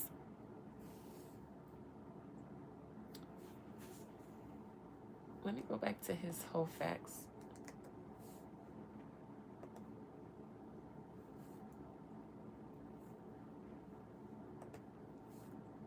Specifically, early life.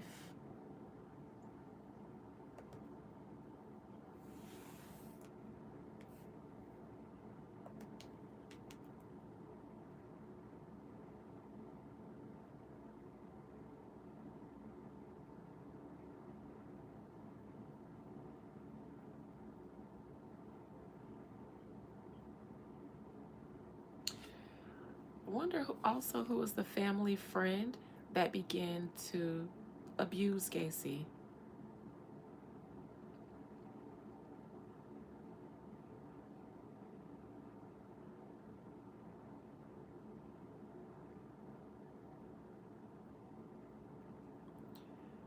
Um, First conviction and imprisonment. Gacy pleaded guilty to one count of sodomy in relation to Voorhees, but not guilty to the charges related to other youths. He had some inclinations here that his father looked into. It wasn't that just that he was gay, because that was bad to him,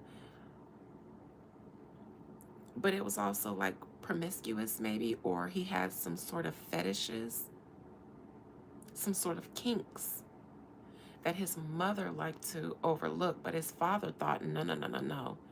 One and one is adding up here. Something isn't right. If we don't stop it, if I don't beat it out of him, he gonna end up being a weirdo. I think that's what his father was picking up on.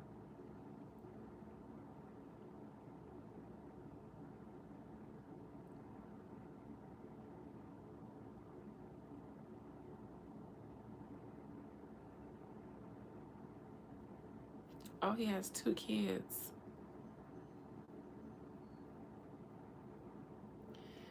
The day he got sentenced to imprisonment for sodomy, his first wife divorced him, or petitioned for divorce, and requested that she get the home, the property, and the kids, and did.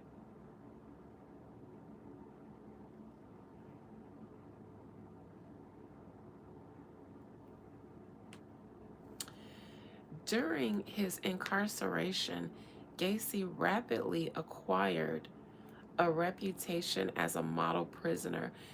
So he had already got started, but jail knocked him down.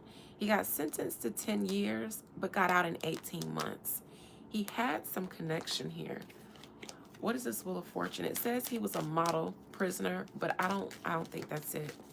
Because he had already started doing things, which is what ended him up in jail.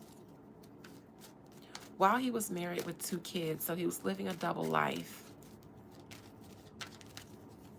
He had connections. Wheel of Fortunes. He had a connection. He had somebody with some power. But this person works in the shadows. Probably still does. Or if they're during the rest of their career. This somebody was a big dog who put in a good word for him.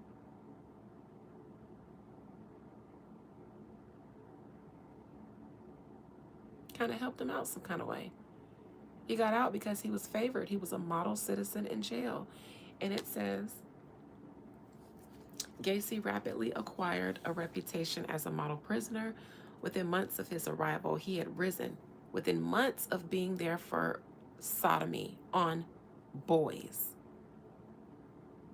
he had risen to the position of head cook. So he got in there and was already within months, was given promotions. You know what typically happens to men who go to jail for raping children? He also joined the inmate JC chapter and increased its membership from 50 to 650 men in less than 18 months. He went from literally this beat on, abused, coddled boy by his mama and his sisters, also being called a sissy by his daddy, to getting in jail, and then doing a whole, reform.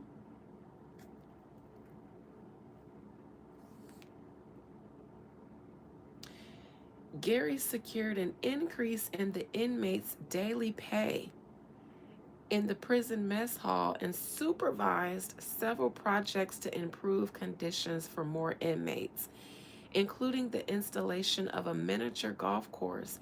He was presented with the Distinguished Service Award for his efforts within the inmate JC chapter. Where I said In his past, he had to connect somebody who was helping him, whoever this is, that showed him a lot of favor even when he went to jail so that he could get out sooner than 10 years. That's a 9-year difference. He went in there and became Farrakhan in months. He went in for being a pervert, got in jail and became a model citizen, got out and became John Wayne the Gacy.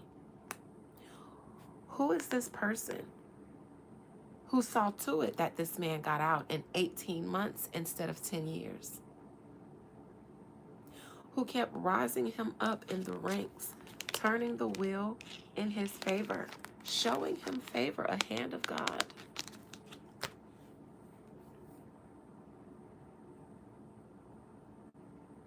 In June 1969, Gacy was denied parole, which means the parole board saw him for what the fuck he was.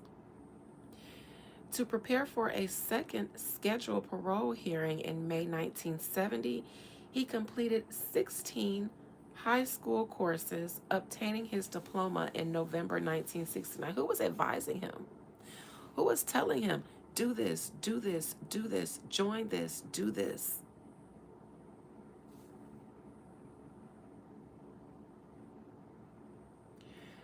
On Christmas Day 1969, his father died from cirrhosis. That's that liver damage when you be drinking too much.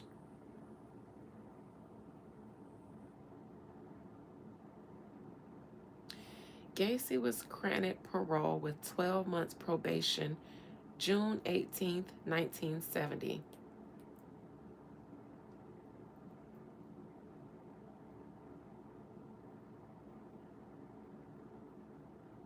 Having served 18 months of his 10-year sentence.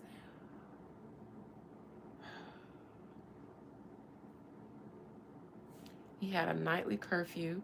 He had to relocate to Chicago to live with his mother. His mother knew what the fuck he was doing too when he was staying there. I kept seeing the Empress on the bottom of the deck. On his release, Gacy told his friend and fellow J.C. Clarence Lane, who picked him up from the prison and had remained steadfast in his belief of Gacy's innocence, that he would never go back to jail and that he intended to reestablish himself in Waterloo. So he had a buddy from prison who was in that program with him who swore that Gacy was innocent. He got out before Gacy, I imagine, and he picked him up. So I imagine he might have been able to hook him up or connect him in some way to something.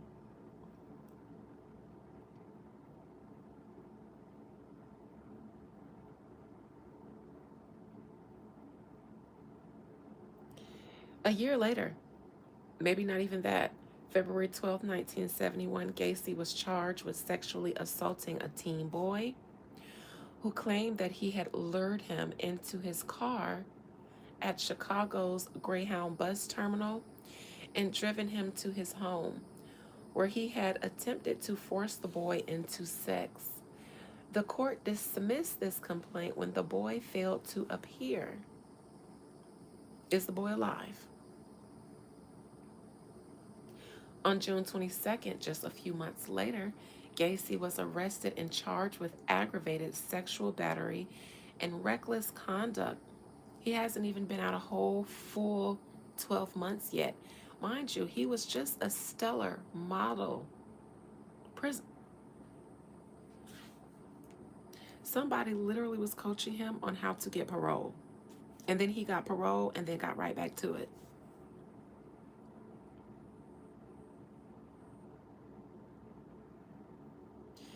These charges were dropped after the complainant attempted to blackmail Gacy. The Iowa Board of Parole did not learn of these incidents.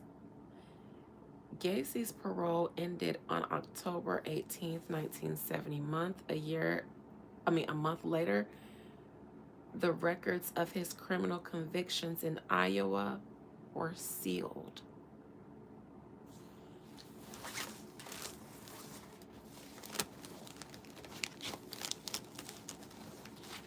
Mind you, Iowa is where he was imprisoned and rising up the ranks as a model prisoner. And in Iowa, somebody there also determined that they would seal his criminal records there.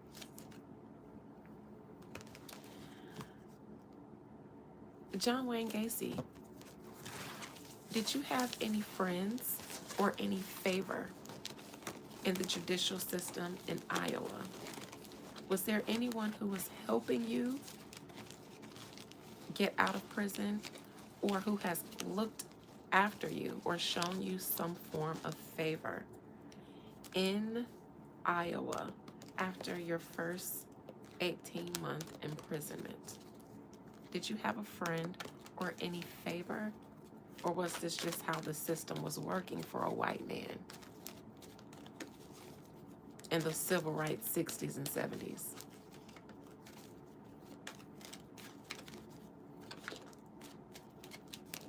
Were they trying to make room in those prisons for protesters?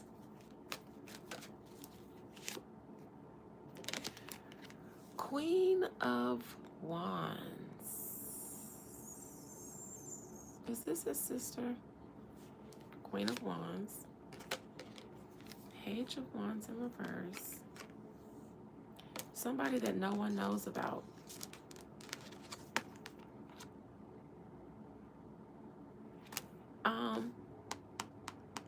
Who is this Queen of Wands? Makes me think of your clown stuff. Nine of Wands while you were in jail. The Star in reverse. The Chariot. Somebody blackmailed somebody to get you out. Your sister? This feels like blackmail.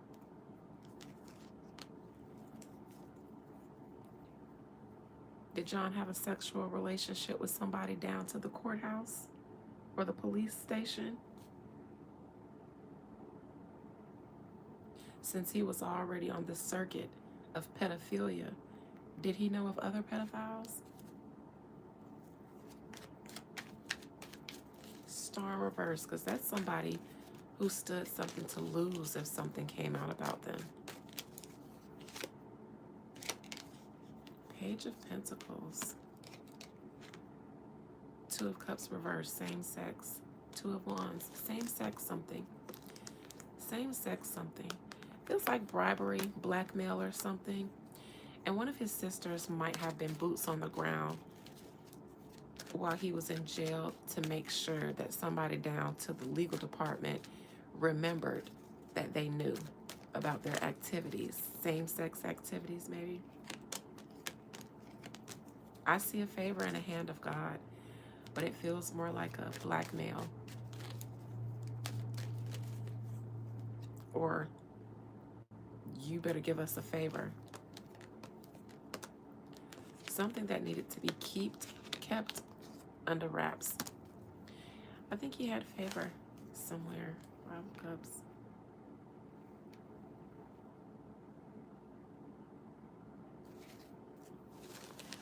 One of the sisters wasn't as actively engaged in helping him in his activities because they didn't agree with it. Maybe that was the younger sister. She had a hard time, in my opinion, helping out and overlooking stuff, even though she did, in my opinion.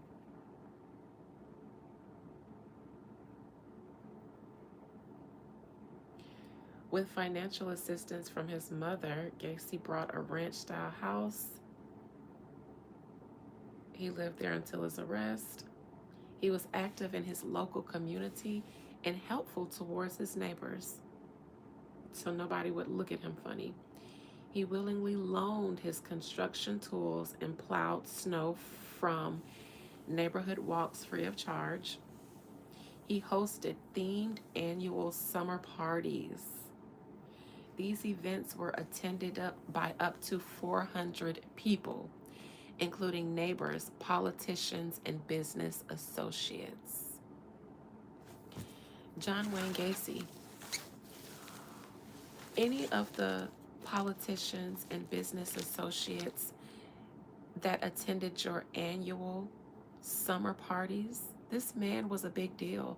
400 people at his home, at his ranch. That means it had to be a very big place. To have politicians and business associates there, they called them associates, not guests, but associates. John Wayne Gacy, any of these politicians and business associates who attended your annual summer parties, did they know that you were killing boys, that you were killing men?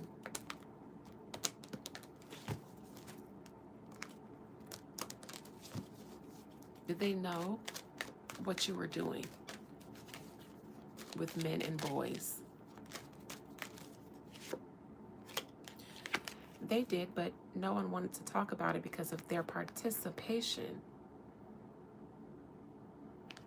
Now, not all of them, not all of them, not even all of the politicians and business people, some of them.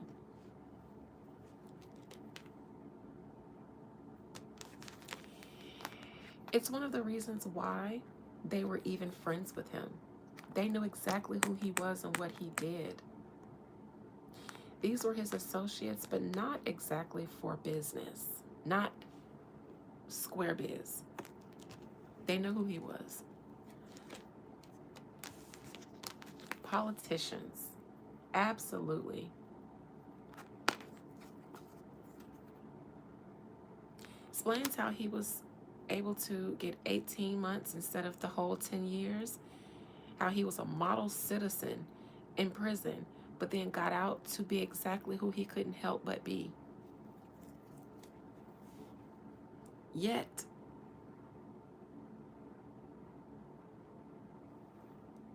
yet, in just 6 years from his release, he had relationships with business associates and politicians. In 6 years' time, he went from jail to creating the name for himself that he said he would. And he said he would never go to jail again. Is this where the politicians came into play? But then they got too greedy. Y'all did start doing too much to overlook. Look at this help. Delegating. Ooh. So these are the people who the marathon continues even when he went down. Dirty work, these lots. Imagine somebody posting guest lists to his parties and then people just taking a look at the people who like to attend. But politicians in Chicago used to be at Gacy's annual parties that he hosted for 4 years, every year for 4 years, from 74 to 78.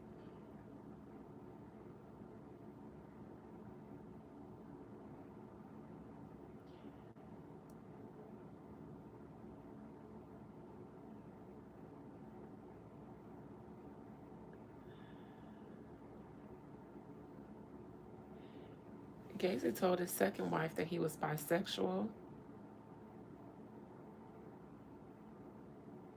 And after they had sex on Mother's Day, the year that they got married, he informed her that this would be the last time they would do so. So your husband is gay, honey.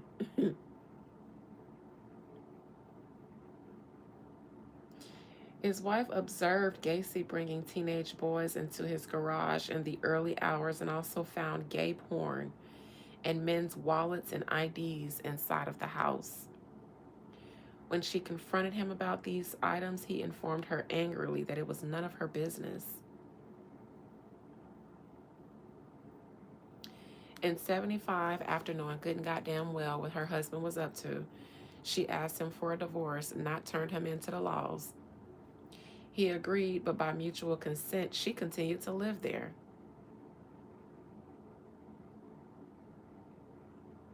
They both decreed on false grounds that his infidelity was with women. So there's another woman in his life, turning a blind eye.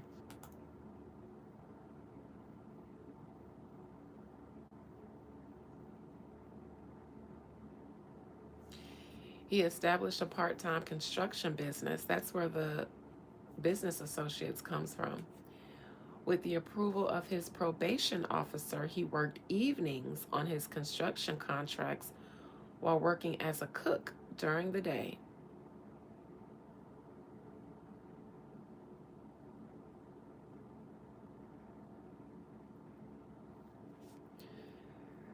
Through his membership in a local moose club,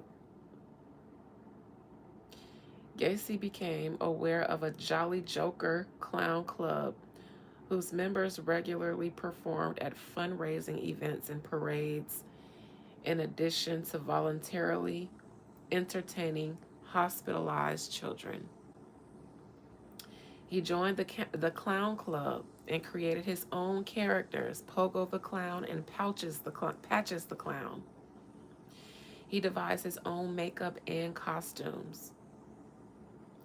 Pogo was a happy clown. Patches was a more serious character.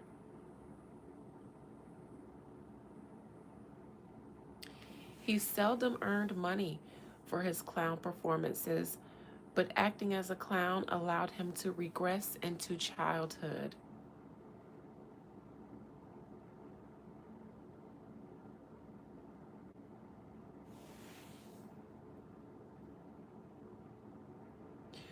Much of his construction company's workforce consisted of high school students and young men.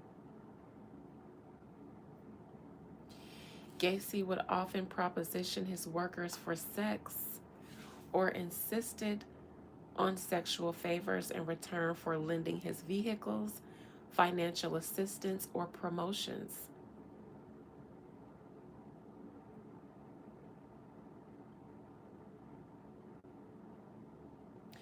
In 73, Gacy and a teenage employee traveled to Florida to view a property Gacy had purchased. While there, Gacy raped the employee in their hotel room.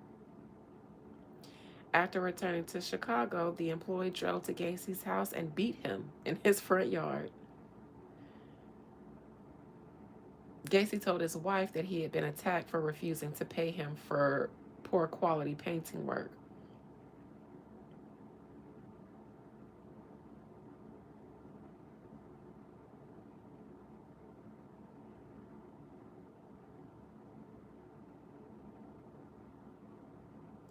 I'm reading about some of his victims.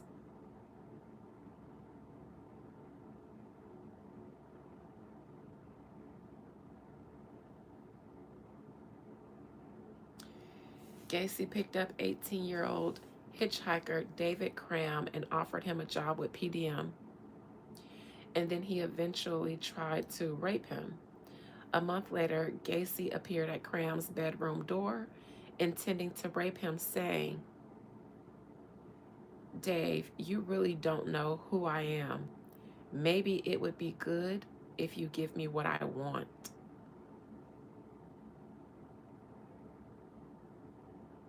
What did that mean?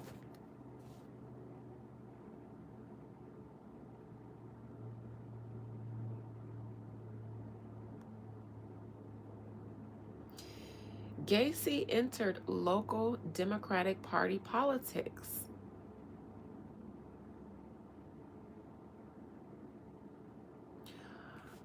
Why did he choose this community after his activities? The man got out of prison and immediately began racking up more charges. Why did he feel like, amongst other politicians, is where he should be as a rapist? Mind you, he's killing people this whole time.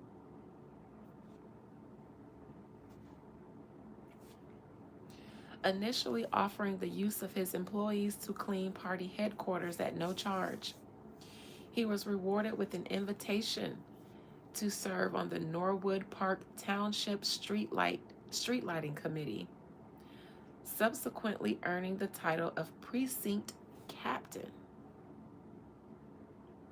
Here's a picture of him with First Lady Rosalind Carter, who we already discussed. 6 years after his first murder, and 7 months before his final arrest.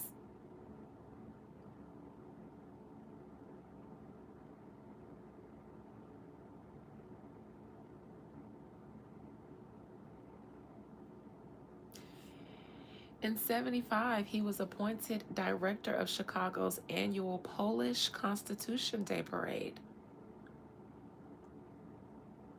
That's where he met the First Lady.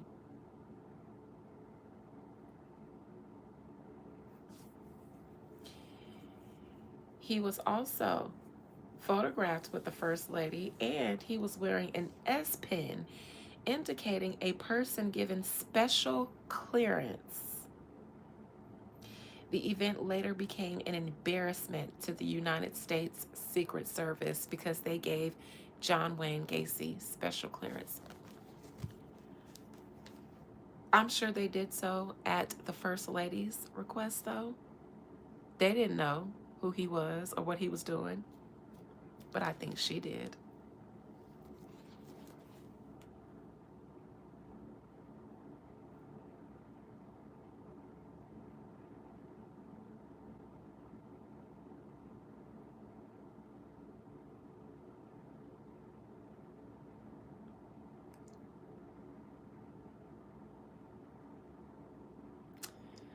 All right, Gacy, I think I'm done with you. I think I've seen everything I needed to know, but I really came here to know about your celebrity proclivities. And well, I saw exactly what I thought I would see.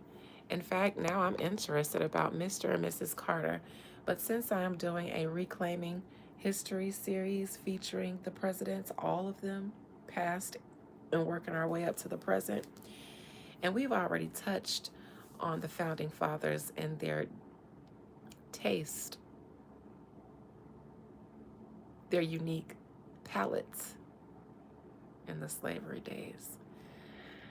So I'm sure we'll cross Gacy once we get to the president's members, once we get to the 60s presidents and stuff like that, 40s, 50s, 60s.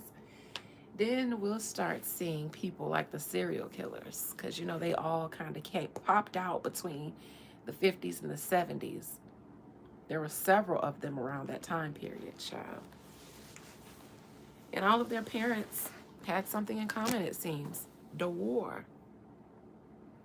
Vietnam, as they said in Forrest Gump movie. Thank you, John Wayne Gacy. He said, wait, you didn't ask the most important question, which is,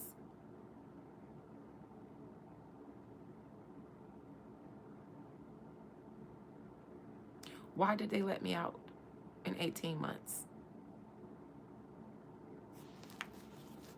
Why did I have help? Spirit. John Wayne Gacy, before you go, why were you let out of prison in 18 months instead of 10 years? You were sentenced to 10 years for sodomy, but you got a number of promotions and merits within your first few months in jail that allowed you to ask for parole twice. So that means in 18 months, you got denied parole, you got approved for parole, you got promoted, you gained your diploma, and you reformed a prison program. You did all of that in 18 months. So if that's the best question, or I didn't ask the right question, why were you let out in 18 months? And then they sealed your record in Iowa. Why? Delegation. This is the handy dandy helper card. This is the card of delegating tasks. He was delegated. It seems that he was let out so that he could do exactly what he was doing.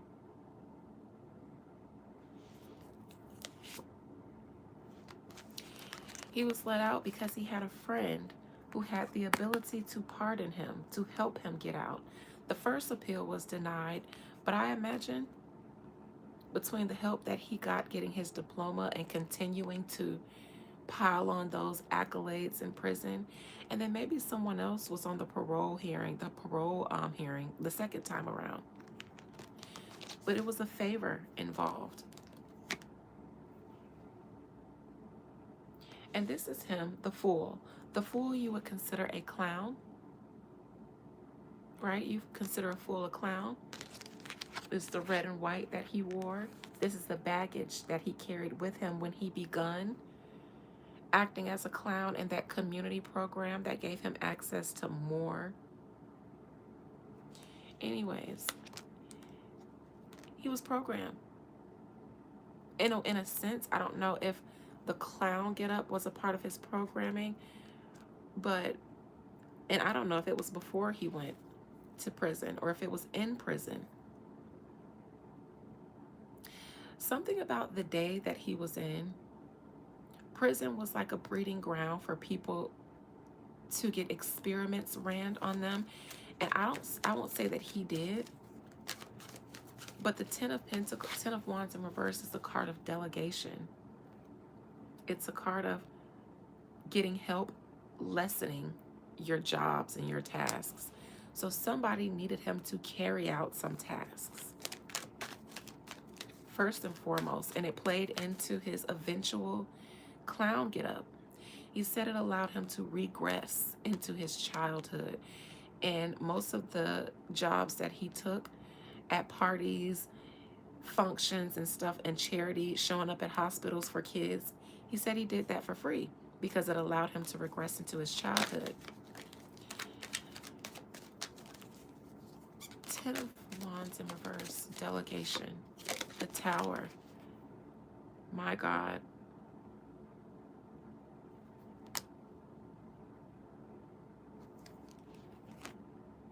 Here's his helper behind the scenes. And this is why he did it without getting paid.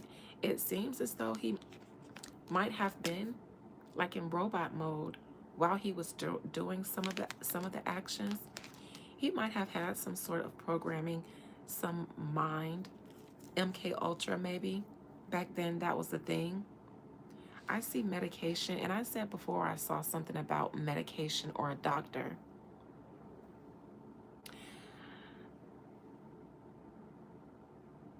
I see some alterations with his mind. It feels like while he was in his clown costume, the reason he wasn't getting paid for it and the reason why he could regress into his childhood is because he did disassociate. He was in a disassociated state, but it seems like this disassociated state was either used for a benefit or induced, because it's behind the why where you let out. And that was so that he could carry out some of these tasks. Let me look into this Tower.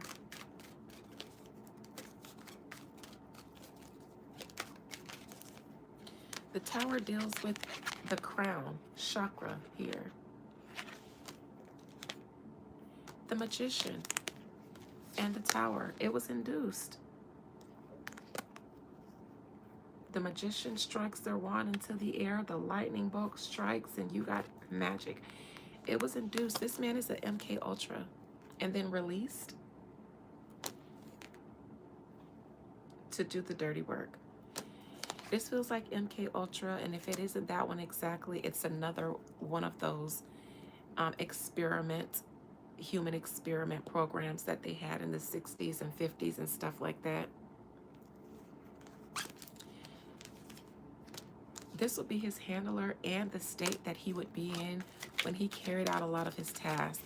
Makes sense now, his affinity to politicians and celebrities who are also TV producers down to the Nickelodeon and stuff. They're handlers too. Victimized handlers. The Hermit. Yes. He had a handler. He had somebody that programmed him.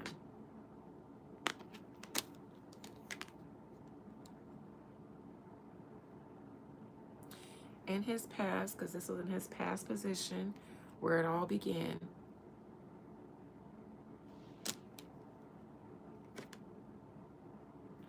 Could be when he went to jail, when he went to prison, or sometime before then. There's a part of his life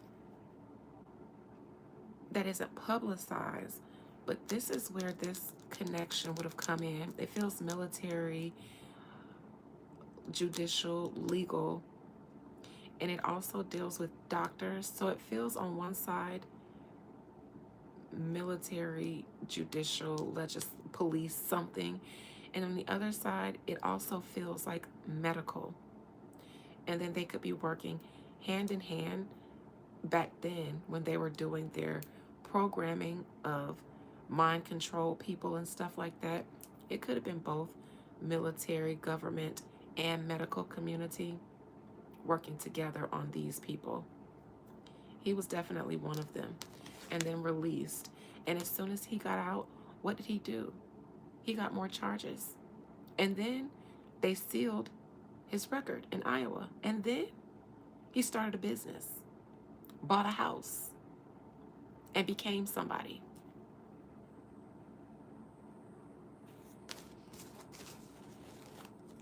Then, when the shit got too heavy and too deep, they tossed the patsy to the side and killed him off.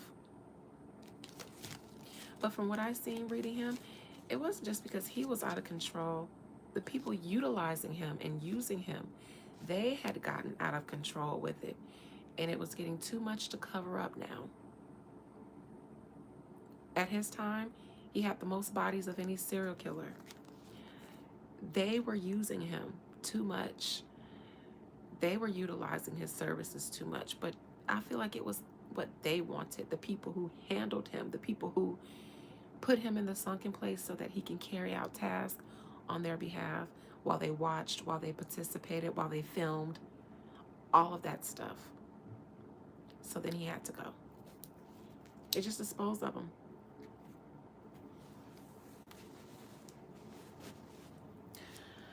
And that's what I have. Ain't got no more. I'm hungry. I gotta pee. It's 3 o'clock. I just got home from the gym when I started this, so my day is gone. Love you guys.